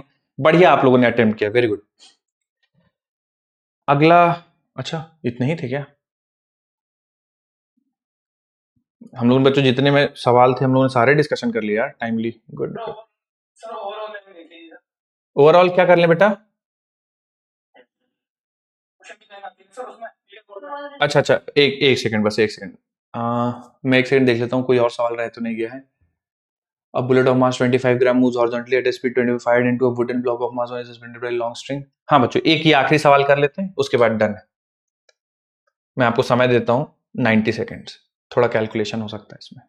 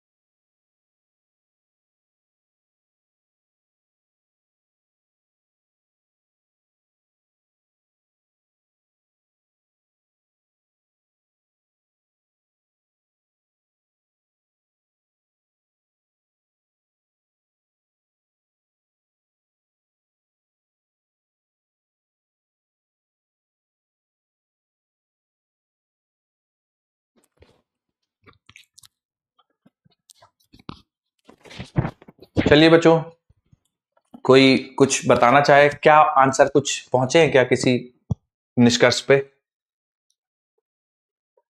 अच्छा चलिए, मुश्किल लग रहा था, कोई बात नहीं, मैं समझाता हूं बेटा। और अगर आप लोग को कॉन्सेप्ट समझ में आया हो, कॉन्सेप्ट डिस्कशन करना चाहो तो आप कर सकते हो।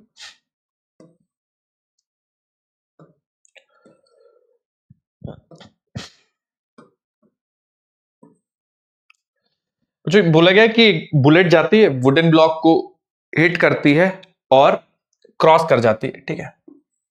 तो क्रॉस करने के बाद इससे इसकी स्पीड हमसे पूछी गई है। मान लेते हैं कि ये जाके टकराएगी तो वुडन ब्लॉक को कुछ v1 स्पीड मिल जाएगी।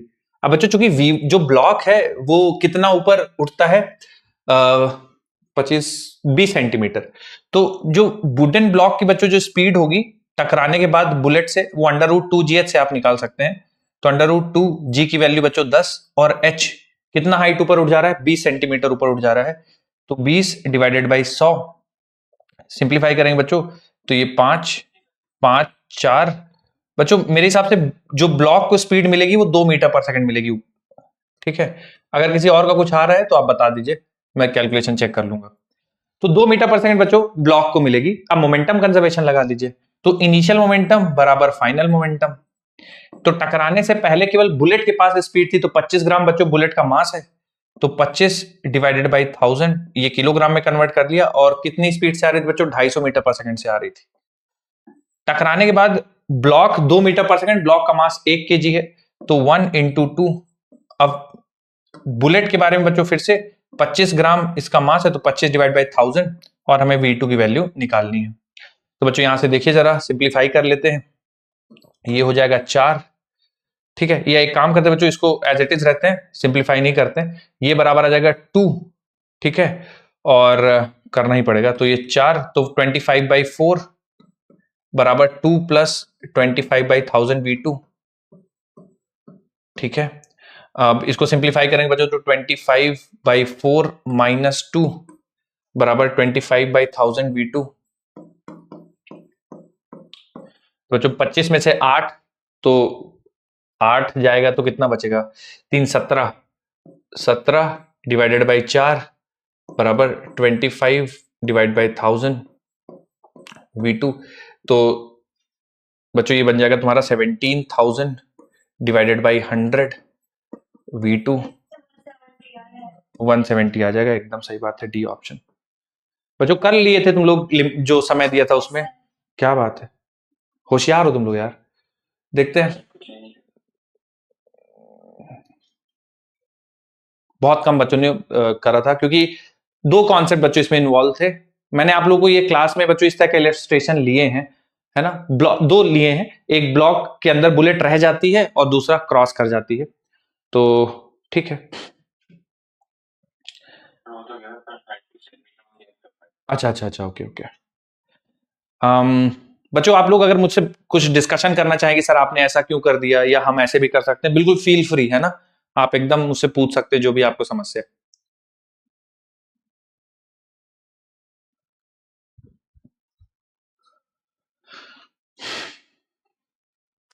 अच्छा, आप लोग बच्चों क्या कह रहे थे, आप लोग टाइम देखना चाहते हैं इसका, कैसे देखें हम लोग टाइम, बताइए जरा, मेरी मदद कीजिए। लिस्ट ऑफ टॉप, हाँ तो ये चलिए इस पे, ये सबका आ गया ना फाइनल, या ये जो टॉप रैंक है हमारे कार्तिक भाई, इन्होंने तो 26 ही सेकंड में सब खेला कर दिया 22 क्वेश्चन का। एवरेज ड्यूरेशन है क्या?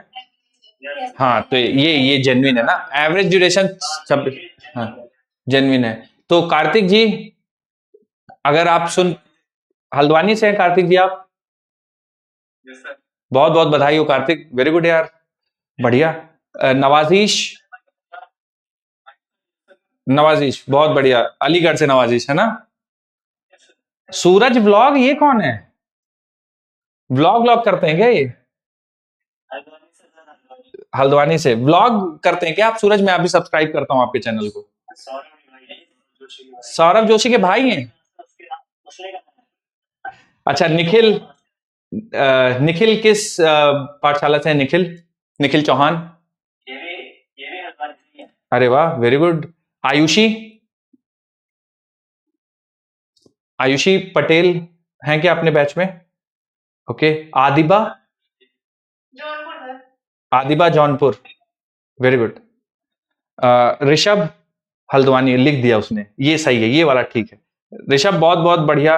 विनय कहाँ है हमारे बैच में? विनय है, विनय लांबा, नरनौल से। विनय आप आपका एवरेज बहुत बढ़िया है, मतलब आप ये बच्चों ये एवरेज समय है ना, ए पर क्वेश्चन को कितना बच्चे ने सॉल्व किया, वही है ना।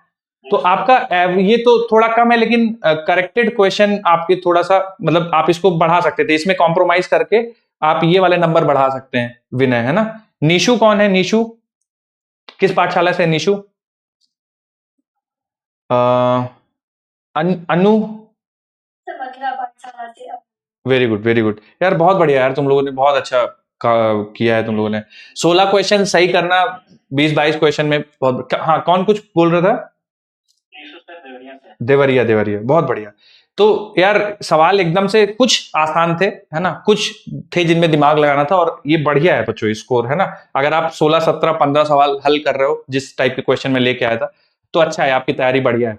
और जो लोग, कुछ लोग अभी देखो बच्चों, अभी ट्रैक में नहीं आए हैं कुछ लोग, जैसे मैं देख रहा था आप लोग लाइटली ले रहे हैं, ठीक है, आपका जीवन है जैसा आप जीना चाहें, लेकिन अगर आप तैयारी करने आए हैं और आप इन्वेस्ट कर रहे हैं अपना समय, तो मेहनत करिए खूब सारा, है ना, जितना आप कर सकते हैं। कुछ बच्चे मैं आपके बैच से बता रहा हूँ बहुत अच्छी रैंक के साथ सेलेक्ट होंगे, ठीक है, कुछ थोड़ा सा तकलीफ में पड़ जाएंगे। तो अभी भी समय, अभी शुरुआत हुई, अभी हम लोगों ने बस, अभी तो मैकेनिक्स ही चल रहा है ना।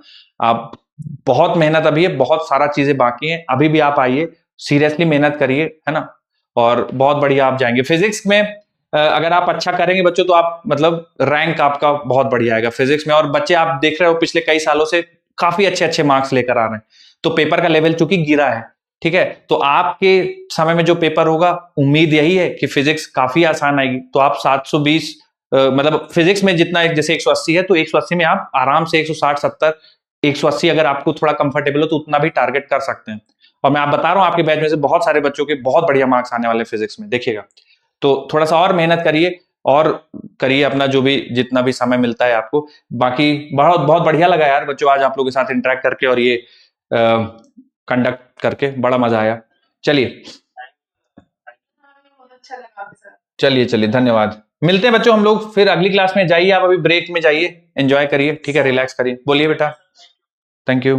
सर हाँ हाँ, बाय बाय बेटा, बाय। Thank you, bye. कौन सी वाले में? DBP 8 का क्वेश्चन। ठीक है, मैं एक सेकेंड ओपन करता हूँ।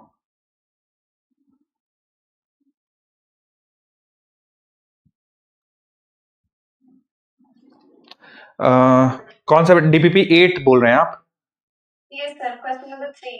DPP 8 question number 3। A wagon of 20 metric ton moves with speed collides perfectly elastically with the stationary wagon, find loss। हाँ बेटा, तो क्या समस्या आपको? अच्छा, मेट्रिक टन, इसमें कन्वर्जन में समस्या हो गई क्या? Yes sir. अरे यार, मेट्रिक टन 10 के पावर 3 हो जाएगा बच्चे, एक सेकेंड, है ना। मेट्रिक टन 10 के पावर 3 kg हो जाएगा मेरे हिसाब से। एक बार सॉल्व करके देखते हैं, फिर नहीं होगा तो करेंगे। Wagon 20 metric ton moves with speed 10 metre पर second collide inelastically with stationary, तो लॉस इन काइनेटिक एनर्जी बराबर हाफ प्रोडक्ट अपॉन सम। तो 20 है और 10 है 30, और सम ये हो गया, प्रोडक्ट हो जाएगा 200, तो 200 इंटू 10 के पावर 6। परफेक्टली इन इलास्टिक है, वी रिलेटिव का स्क्वायर करेंगे तो 10 मीटर का तो 100 हो जाएगा, और 1 माइनस ई स्क्वायर, तो E zero perfectly in elastic है। इसको कैंसिल करेंगे 100 बन जाएगा, और 10 के पावर 3 4 1 2 3 4 10 के पावर 6 डिवाइडेड बाई 3, यानी 100 डिवाइडेड बाई 3 इंटू 10 के पावर 4, 33 कुछ ऐसा ऑप्शन है क्या हमारे पास? विद स्टेशनरी, अच्छा 60 मेट्रिक टन है। एक सेकंड बच्चों, मैंने डेटा गलत रखा है ना, मैं फिर से सॉल्व करता हूँ। चेंज इन काइनेटिक एनर्जी बराबर हाफ प्रोडक्ट अपॉन सम, तो 20 मेट्रिक टन है और 60 मेट्रिक टन है, तो सम हो जाएगा 80, ठीक है, और प्रोडक्ट हो जाएगा 60 इंटू 2 1200 इंटू 10 के पावर 6, और v रिलेटिव का स्क्वायर 10 का स्क्वायर 100, परफेक्टली इलास्टिक है तो 1 ही रहेगा। इसको कैंसिल करते हैं तो ये बन जाएगा आपका 600, और 1 2 3 4 3 4, तो बन जाएगा आपका 10 के 6 इंटू 10 के पावर 6 डिवाइडेड बाई 8, तो 2 से कैंसिल करते हैं, 2 3 2 4, तो 0.75 इंटू 10 के पावर 6, तो बेटा 750 कुछ ऑप्शन है क्या अपने पास? 750 के आसपास, 750 किलो, हाँ 750 किलो जूल। तो एक्चुअली मेट्रिक टन का मतलब हो गया बेटा 10 के पावर 3 kg। ओके, बोलिए। सर आपने जो असाइनमेंट भेजा था उसमें से क्वेश्चन फिक्स किया सर। एक सेकंड बेटा, रुक जाइए। अब आप लोग सब लोग रैंडमली पूछेंगे, एक एक करके पूछेंगे तो मैं सबके जवाब दे पाऊंगा मोस्टली। चौथा एक बच्चे ने पूछा है, तो मैं कौन सा DPP 8 का ही है चौथा? ठीक है बच्चों, अभी DPP 8 डिस्कशन कर रहे हैं, तो अगर किसी को भी DPP 8 में कुछ समस्या है तो पूछ सकते हैं आप। DPP 8 में चौथा कह रहा है, proton of mass MP collides with a heavy particle at rest. After collision, proton bounces back with speed 4/9 of its initial kinetic energy. Collision is perfectly elastic. Find the mass of heavy particle. ठीक है, तो ये m मास का particle है बच्चों, ये कुछ जा रहा है, collides elastically with a heavy particle at rest। तो ये मान लेते हैं बच्चों ये कुछ पार्टिकल है x, बातें नहीं करिए, रेस्ट पे है, और after collision proton bounces back with 4/9 of its initial kinetic energy. तो बच्चों v स्पीड से जा रहा है, और 4/9 काइनेटिक एनर्जी के साथ वापस आ रहा है। तो देखिए, आप इनिशियल काइनेटिक एनर्जी आप लिखिएगा तो आप हाफ mv² लिखिए। अब टकराने के बाद जब वापस आ रहा है तो काइनेटिक एनर्जी जो है वो 4/9 हो गई है ओरिजिनल काइनेटिक एनर्जी यानी हाफ mv² के। ठीक है, तो जब टकरा के वापस आ रहा है तो उस समय आप इसकी स्पीड निकाल दीजिए। ठीक है, हाफ m, तो यहां से बच्चों v डैश की जो वैल्यू आ जाएगी वो आ जाएगी 2/3v। ठीक है, यानी टकराने से पहले ये बच्चों, टकराने के बाद ये 2/3v से पीछे की तरफ जा रहा है। और मान लेते हैं टकराने के बाद ये जो x है ये आगे की तरफ v से जा रहा है। मोमेंटम कंजर्वेशन लगा दीजिए, तो इनिशियल मोमेंटम mv है। ठीक है, और इसके बाद टकराने के बाद इसका -2/3 mv हो जाएगा और इसके बाद प्लस xv हो जाएगा, क्योंकि परफेक्टली इलास्टिक कोलिजन है। कोफिशिएंट ऑफ रेस्टिट्यूशन 1 है। सेपरेशन अप्रोच, तो सेपरेशन की स्पीड हो जाएगी 2/3v प्लस, मैं इसको बच्चों v1 मान लेता हूं, 2/3v प्लस v1, और अप्रोच की स्पीड है v। ठीक है, ये सेकंड इक्वेशन बन जाएगी, ये फर्स्ट इक्वेशन बन जाएगी। और दो इक्वेशन है बेटा, इसमें दो अननोन है, x और v दो अननोन है, आप निकाल लीजिएगा। जैसे अगर मुझे x की वैल्यू निकालनी है, मैं यहां से v1 के टर्म्स में v1 की वैल्यू निकाल लूंगा और इसमें सब्स्टिट्यूट कर दूंगा तो x की वैल्यू आ जाएगी। ठीक है, तो थोड़ा सा आप सिंप्लीफाई कर लीजिएगा। और इसका डायरेक्ट शायद कुछ फॉर्मूला होता है बच्चे, अभी मुझे याद नहीं आ रहा है, तो बेसिक से ऐसे सॉल्व करिएगा। ठीक है, सेम डीपीपी। क्वेश्चन नंबर 9 पहले बता देता हूं, फिर क्वेश्चन नंबर 5 बता दूंगा। क्वेश्चन नंबर 9 कह रहा, body of mass m moving with v collides head on with another mass 2m which is initially at rest. Ratio of kinetic energy of the colliding body before and after collision will be.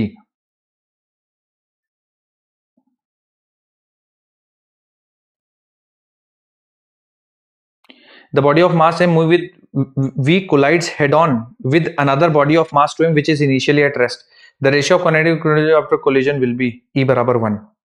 The ratio of kinetic energy of colliding body before and after collision. अच्छा। तो देखिए, इसमें देखिए सवाल का थोड़ा सा पढ़ने में थोड़ा सा ऐसा कंफ्यूजन हो सकता है। इसमें बोला गया कि दो ऑब्जेक्ट हैं जो इलास्टिकली कोलाइड कर रहे हैं, कोफिशिएंट ऑफ रेस्टिट्यूशन 1 है, तो कोलिजन के पहले और कोलिजन के बाद दोनों की काइनेटिक एनर्जी तो बराबर रहेगी ना, तो जब इनका रेशियो निकालेंगे तो 1 ही आ जाएगा।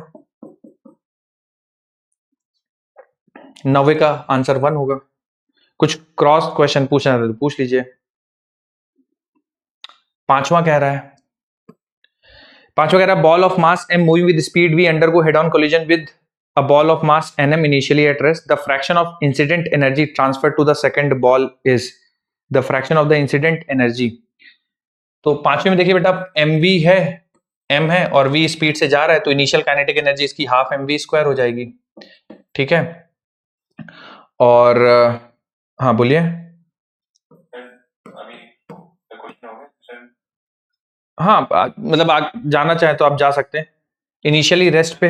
हाँ, डीबी 8 का 9th में डाउट है आपको? अच्छा, अभी ये एक पांचवा सवाल किसी ने पूछा, ये कर रहा हूं। The fraction of incident energy transfer to the second ball. कितनी एनर्जी, इस इंसिडेंट एनर्जी कितनी एनर्जी दूसरी वाली बॉल को ट्रांसफर हुई है, ये बताना है। तो बच्चे इसमें कंफ्यूजन क्या है, मैं समझ नहीं पा रहा। आप देखिए, ये रेस्ट पे है ना, आप इसकी स्पीड निकाल सकते हैं डायरेक्ट फॉर्मूला यूज करके। इसकी स्पीड डायरेक्टली निकाल लीजिए, v2 है ना, v2 का फॉर्मूला है हमारे पास, और चूंकि ये रेस्ट पे है तो u2 वाला टर्म 0 हो जाएगा। सीधे v2 की वैल्यू निकालिए। अब जो v2 है वो v के टर्म्स में आएगा, उसकी काइनेटिक एनर्जी निकालिए। फिर अब देखता हूं मैं, उसकी काइनेटिक एनर्जी निकाल लीजिए। फिर सवाल में पूछा है the fraction of incident energy transferred, कितना फ्रैक्शन। तो मान लीजिए इसकी काइनेटिक एनर्जी कुछ k डैश आती है। फ्रैक्शन का मतलब हो गया जो उसकी काइनेटिक एनर्जी है डिवाइडेड बाय जितनी ओरिजिनल गिर रही थी, मतलब ये। तो इसकी जो काइनेटिक एनर्जी है उसको हाफ mv² से डिवाइड कर दीजिएगा, वो आपका आंसर होगा। अगर कुछ इसमें क्रॉस क्वेश्चन पूछना है तो पूछ लीजिए। हाँ,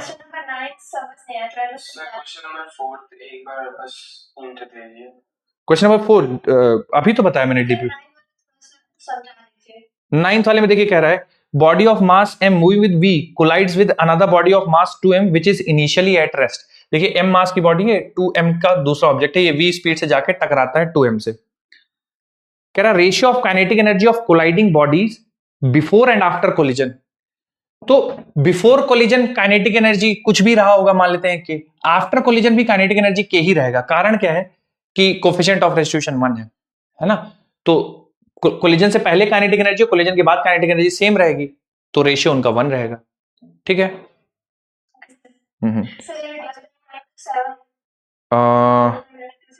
ठीक है, तो डीपीपी 8 खत्म हो रही बच्चों, मैं डीपीपी 9 में पहुंचता हूं। हाँ, डीपीपी 9 में किसी कुछ डाउट है बच्चों तो पूछ लीजिए। 8 7 ठीक, फर्स्ट क्वेश्चन। आइए डीपीपी नंबर 9 का पहला क्वेश्चन का क्वेश्चन नंबर 6। डीपीपी नंबर 9 में कह रहा है पहला question, ball is dropped from a height H on a floor of coefficient ratio, the total distance covered by the ball just before second hit. दूसरे hit से पहले ball कितना travel कर लेगी। तो देखिए बेटा, आपने एच हाइट से रिलीज किया है बॉल को, ये पहले तो बॉल एच हाइट आएगी, पहला रिबाउंड होगा। पहले रिबाउंड के बाद बेटा जो हाइट ट्रेवल करेगी बॉल वो ई स्क्वायर एच होगी, फिर नीचे आएगी दूसरे रिबाउंड से पहले, यानी तो 2 बार तो ई स्क्वायर एच चल देगी और 1 बार एच चल देगी, जोड़ देंगे तो एच 2 ई स्क्वायर प्लस 1 हो जाएगा। और चलिए पहला हो गया, फिर 6th पूछा गया है। 6th में कह रहा है ball of mass m falls vertically to the ground from height h1 and rebounds to height h2. The change in momentum of the ball on striking the ground is। बेटा छठवां जिन्होंने पूछा है कुछ बोलेंगे क्या बच्चे, क्या डाउट आ रहा था आपको 6th वाले में? चेंज इन मोमेंटम पूछा है तो कह रहा है height h2 change in momentum of the ball on striking the ground. तो देखिए जैसे आप h हाइट से रिलीज करेंगी, h1 से आपने रिलीज किया है तो टक्कर से पहले इसकी स्पीड हो जाएगी √2gh1 और मोमेंटम हो जाएगा m इंटू √2gh1 नीचे की तरफ। टक्कर होगी उसके बाद पार्टिकल ऊपर जाएगी। कोफिशिएंट ऑफ रेस्टिट्यूशन के बारे में कुछ है या हाइट दिया है? अच्छा, हाइट h2, तो टकराने के बाद बेटा इसकी हाइट हो जाएगी √2gh2। ठीक है, तो इसका मोमेंटम ऊपर की तरफ हो जाएगा m इंटू √2gh2। सवाल में पूछा गया है चेंज इन मोमेंटम, तो ये बेटा आपका फाइनल है और ये इनिशियल है, सब्ट्रैक्ट कर दीजिएगा, आंसर आ जाएगा। छठवां हो गया। 7वां बोलिए बेटा। Right right, absolutely. But sir इसमें अलग आंसर आ जाएगा, जैसे ऊपर वाले को पॉजिटिव ले लें, ठीक है, वो तो किसी को भी ले सकते हैं ना, नेगेटिव पॉजिटिव। हाँ बिल्कुल सही बात है, नेगेटिव पॉजिटिव आप किसी को भी ले सकते हैं, पर कन्वेंशनली हाँ कन्वेंशनली ऊपर पॉजिटिव लेते हैं ना, तो m√2gh2 इसको आप पॉजिटिव ले लीजिए, हमेशा आप ऊपर की तरफ तो पॉजिटिव लेते हैं ना, तो इसको पॉजिटिव ले लीजिए, माइनस ऑफ m√2gh1 ऐसा लिख दीजिए, ये आपका चेंज है। हाँ हाँ, आप क्या कह रहे थे? सर साइन अगर अपने अलग ले लिए, मतलब नीचे वाला ऑप्शन नेगेटिव ले लिया तो फिर चेंज हो जाएगा आंसर। देखिए अगर आप ऊपर वाले को नेगेटिव ले लेंगे और नीचे वाले को पॉजिटिव ले लेंगे, यही कह रहे हैं आप? ठीक है, अगर आप ऐसा करेंगे ना तो देखिए पूरा माइनस आएंगे, मतलब दोनों टर्म माइनस में आएंगे, मतलब -√2gh2 आएगा और -m√2gh1 आएगा, दोनों नेगेटिव में आएंगे। ठीक है, अगर आप साइन बदल देंगे, अब कोई ऑप्शन में है क्या जो दोनों नेगेटिव, कोई ऑप्शन में दोनों नेगेटिव नहीं है, तो फिर आपको यही वाला पिक करना पड़ेगा। Okay sir. 7वां सवाल, a ball is allowed to fall from a height of 20 meter if there is a 50% of loss of energy due to impact, then after one impact ball will go up to 50% energy का loss हो जा रहा है और 20 metre से drop किया गया है। ठीक है, तो बेटा 20 मीटर से ड्रॉप किया है तो mgh इतनी उसके पास टोटल एनर्जी थी। ठीक है, mg इंटू 20, अब इंपैक्ट के बाद 50% लूज कर देती है, यानी आधी एनर्जी उसकी लूज हो जाती है, यानी अब उसके पास एनर्जी बचेगी mg10। ठीक है, इस एनर्जी के दम पे वो कितना ऊपर जाएगी, हाफ mv²। ठीक है, रुकिए एक सेकंड में सवाल पढ़ता हूं पूछा क्या गया है। 50% लूज हो जाती है due to impact, then after one impact the ball will go up to 10 metre जाएगी बेटा, 10 मीटर तक जाएगी। सर कैसे समझ में नहीं आ रहा है? देखिए आपने 20 मीटर से रिलीज किया, है ना, 20 मीटर से रिलीज किया, जब वो यहां पे आई तो इसके पास mgh यानी mg इंटू 20 इतनी एनर्जी थी यहां पे, mg इंटू 20 है ना, mgh एनर्जी थी, आपने रिलीज किया, यहां तक आते थे एनर्जी तो कंजर्व रहेगी, मैकेनिकल एनर्जी। जब टक्कर खाया यहां पे तो टक्कर की वजह से 50% एनर्जी खत्म हो जाती है, तो mg 20 लेकर आया था, उसमें से आधी चली गई, तो टक्कर के बाद इसके पास ऊपर की तरफ बचती है mg इंटू 10, क्योंकि आधी तो खत्म हो गई। 20 mg लेकर आया था, आधी चली गई इंपैक्ट में, तो 10 mg बची, तो 10 mg इस एनर्जी के साथ आप फेंकेंगे तो ऊपर 10 मीटर ही जाएगा ना, क्योंकि h 10 है। या अगर आपको ऐसे नहीं लगा सकते हैं, बिल्कुल लगा सकते हैं काइनेटिक एनर्जी। आप बताइए आपने क्या किया है, मुझे बताइए, मैं बताऊंगा सही किया है गलत किया है।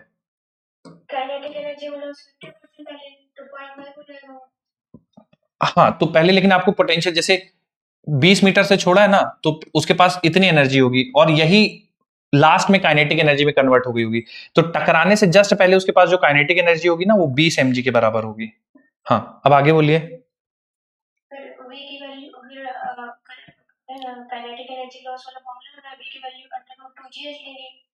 v की वैल्यू यहाँ पे √2gh टकराने से जस्ट पहले, हाँ इतनी हो जाएगी, सही है। हाँ तो बेटा आपने ये v निकाला है, अब v से आप काइनेटिक एनर्जी निकालिए हाफ mv² करके, ठीक है। अब अभी तो आपने स्पीड निकाला, अब इससे काइनेटिक एनर्जी निकालिए। काइनेटिक एनर्जी कैसे निकालेंगे, हाफ mv²।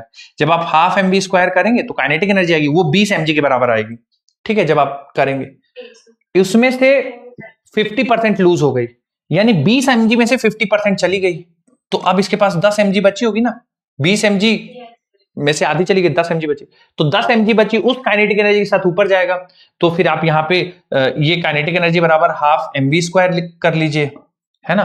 तो यहां से आप निकाल देंगे कि इसके पास स्पीड कितनी है, तो स्पीड आ जाएगी √20g, है ना। और यहां से आप करते हैं ना बेटा v बराबर √2gh की कितनी हाइट तक जाएगा, है ना, ये इतनी स्पीड से फिर ऊपर तो इतनी हाइट तक जाएगा, तो देखिए रूट हटा दीजिए, 20g बराबर 2g इंटू h, है ना, मैंने कोई मिस्टेक कर दी है शायद, तो इसको सिंप्लीफाई करेंगे, नहीं ठीक है, g से g कैंसिल हो जाएगा, 2 से कैंसिल करेंगे 10, h की वैल्यू आ जाएगी 10, ठीक है। ठीक sir, thank you sir. Bye sir. Okay bye. 7वां हो गया, 8वां कोई पूछा था बच्चा, कोई है जो 8वां जिसको डाउट है? हाँ ठीक, पहले 8वां बता देते फिर 10th में भी आ जाते हैं। Block of mass m is placed on smooth inclined plane of which m the block slides on the surface reaches the bottom of the inclined horizontal displacement of the wedge। बेटा ये सवाल हम लोगों ने किया था क्लास में, class illustration है शायद, मुझे याद आ रहा है, खैर मैं फिर से बताता हूँ इसको। देखिए चूंकि हॉरिजॉन्टल डायरेक्शन में कोई फोर्सेस नहीं है एक्सटर्नल फोर्स, तो सेंटर ऑफ मास की पोजीशन में कोई भी बदलाव नहीं होगा, ठीक है। तो जैसे ये मान लीजिए ब्लॉक है m मास का, ये स्लाइड होके यहाँ आएगा तो ये पीछे कुछ चला जाएगा, ठीक है। तो जब वो बड़ा वाला ब्लॉक स्लाइड होके नीचे आएगा तो मान लीजिए ये पीछे कुछ चला गया है, ये कुछ ऐसा पीछे चला गया है, मान लेते हैं x डिस्टेंस पीछे चला गया है। तो अगर मान लीजिए ये नहीं मूव करता, जो बड़ा वाला ब्लॉक है नहीं मूव करता, तो छोटे वाले ब्लॉक का हॉरिजॉन्टल डिस्प्लेसमेंट d होता, क्योंकि जैसे से नीचे आएगा तो एक्चुअली शुरुआत यहां से किया और एंड यहां पे होगा, तो इसका जो हॉरिजॉन्टल डिस्प्लेसमेंट है वो d ना होके d माइनस x होगा, क्योंकि ये x पीछे हो जाएगा ना, और जो बड़ा वाला ब्लॉक है वो x पीछे चला गया तो माइनस x बराबर 0। यहां से आप x की वैल्यू निकाल लीजिएगा जो भी आएगा, ठीक है। हाँ बोलिए। अच्छा इसमें डीपीपी, एक सेकंड बेटा, डीपीपी 8 हो गया है ना, किसी को कुछ पूछना नहीं है ना डीपीपी 8 में? चलिए ठीक है, हाँ बोलिए बेटा। हाँ करिए करिए। हाँ कर दीजिए। Okay 25 g cap minus 12 k cap suddenly break into two pieces whose masses are in the ratio 1:5. Okay. The smaller masses fly off with velocity 100 I cap plus 25 c cap plus 8 k cap. The velocity of larger phase. Okay okay, देखिए आप initial momentum बराबर final momentum, momentum conservation, तो जैसे 1:5 या 5:1 में टूटता है, ठीक है, तो आप ऐसा मान लीजिए कि टोटल मास जो है वो 6m था, ठीक है। तो 6m और इनटू जो भी उसकी वेलोसिटी वेक्टर दिया हुआ है वो रख दीजिए, है ना, 10i2 फिर 25 जो भी दिया है वो रख दीजिए, ठीक है। फाइनल जब ब्रेक हो जाता है तो 1:5 में टूटता है, तो एक मास मान लीजिए m है, और छोटे वाले मास का निकालना वेलोसिटी या बड़े वाले का? सर लार्जर पीस का। लार्जर पीस का। तो छोटे वाले का आपको कुछ वेलोसिटी वेक्टर उन्होंने दिया होगा कि इस वेलोसिटी से जा रहा है, ठीक है। तो जो छोटे वाले पीस का वेलोसिटी दिया वो यहां पे रख दीजिए, v डैश जो भी दिया है, ठीक है। और बड़े वाले का आपसे पूछा है 5m का, तो 5m का पूछा है, मान लीजिए उसको x कुछ वेलोसिटी है, हमें नहीं पता कितनी है, निकाल दीजिए, है ना। ये भी सब कुछ नोन है आपको। देखिए mm तो पहले कैंसिल ही हो जाएगा, है ना। 6v बराबर v डैश प्लस x, तो आप x की वैल्यू निकाल लीजिएगा सिंपल माइनस करके, ठीक है। चलिए ठीक है बच्चों,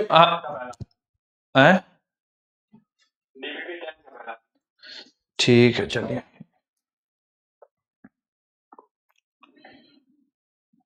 कह रहा mass m moves with velocity v and collides inelastically with another identical mass at rest. After collision, the first moves with velocity in the direction perpendicular. Find the speed of the second mass after collision. बेटा y direction में momentum conserve कर दीजिए, है ना। 2D collision का example है ये। देखिए कह रहा है कि एक मास m है जो v वेलोसिटी से जाता है inelastically with another identical at rest, ठीक है। तो ये जाता है m मास का पार्टिकल है, जाके इनइलास्टिकली टकराता है with another identical at rest, और जो कि ये रेस्ट पे आइडेंटिकल है, इसका mass mm। After collision the first moves velocity v√3 in direction perpendicular to its initial motion. तो आफ्टर कोलिजन बच्चों, कोलिजन के बाद जो पहला वाला मास है वो नीचे की तरफ जाता है और उसकी स्पीड है v/√3, ठीक है, m मास का। तो पूछा है find speed of the second mass after collision. तो सेकंड वाले पार्टिकल का हमें नहीं पता, सेकंड वाले पार्टिकल का क्या होगा। ऐसा मान लो कि v वेलोसिटी से सेकंड पार्टिकल जा रहा है, m मास है, ठीक है। तो आप देखो इसके हॉरिजॉन्टल कंपोनेंट को बेटा आप vx मान लो और वर्टिकल कंपोनेंट को vy मान लो।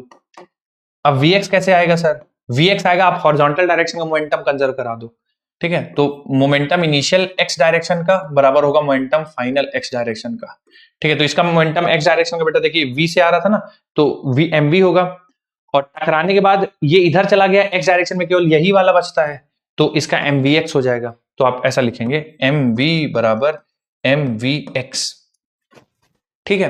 फिर y डायरेक्शन में कर दीजिए, तो y डायरेक्शन में देखिए ये माइनस mv√3 है और प्लस ये y डायरेक्शन में mvy है, और इनिशियल मोमेंटम y डायरेक्शन बेटा कुछ भी नहीं था क्योंकि ये हॉरिजॉन्टल मूवमेंट था ना, तो इनिशियल मोमेंटम y डायरेक्शन में कुछ नहीं था, फाइनल ये है। तो यहां से देखिए आपका vy भी आ जाएगा और यहां से आपका vx आ गया, vx और vy दोनों आ गए। फिर स्पीड निकालने के लिए v बराबर √vx² प्लस vy²। चलिए ठीक है बच्चों, मिलते हैं अगली क्लास में, धन्यवाद। सर हाँ बताइए बताइए बताइए। रोटेशनल का जो आप असाइनमेंट भेजा था उसमें से क्वेश्चन पूछना बताइए। है सर। आप पढ़ देंगे क्या थोड़ा सवाल? सर फिगर है उसमें। अच्छा क्या पूछा गया है? बता रहे हो सर। ये है sir, in the figure half of the meter scale is made up of wood while the other half of steel. The wooden part is pivoted at O. A force F is applied at the end of steel part. In figure B, steel part is pivoted at O dash and the same force is applied at the wooden end in horizontal plane. यही question है sir. Figure दे रखी है sir, तो एक rectangle है उसको दो part में डिवाइड कर रखा है। रेक्टेंगल को दो पार्ट में डिवाइड कर रखा है। यस सर, दो रेक्टेंगल दे रखे हैं, ऐसे ही उनको दो दो पार्ट में डिवाइड कर रखा और एक पे फोर्स लगा रखा है। फर्स्ट वाले में जिस पे फोर्स लगा है सर वो स्टील का, और सेकंड वाले में जिस पे फोर्स लगा है वो वुड का। सेम है sir.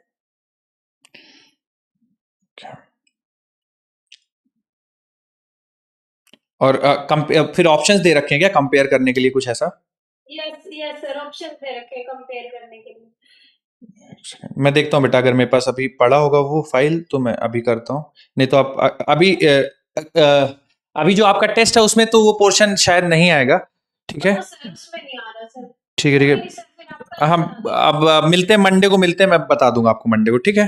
Okay sir. Moment of inertia को कौन सी क्वांटिटी मानेंगे? Scalar scalar scalar scalar. देखिए होता टेंसर है पर आप स्केलर बोलिए, ठीक है? आपके लेवल के लिए स्केलर, ठीक है? सर ऑप्शन था उसमें टेंसर दे रखा। अगर हाँ ऑप्शन है टेंसर तो टेंसर, अगर टेंसर नहीं है तो स्केलर। ठीक है, वेक्टर मत मार्क करिएगा बस। Okay okay sir, thank you okay, sir. Thank you.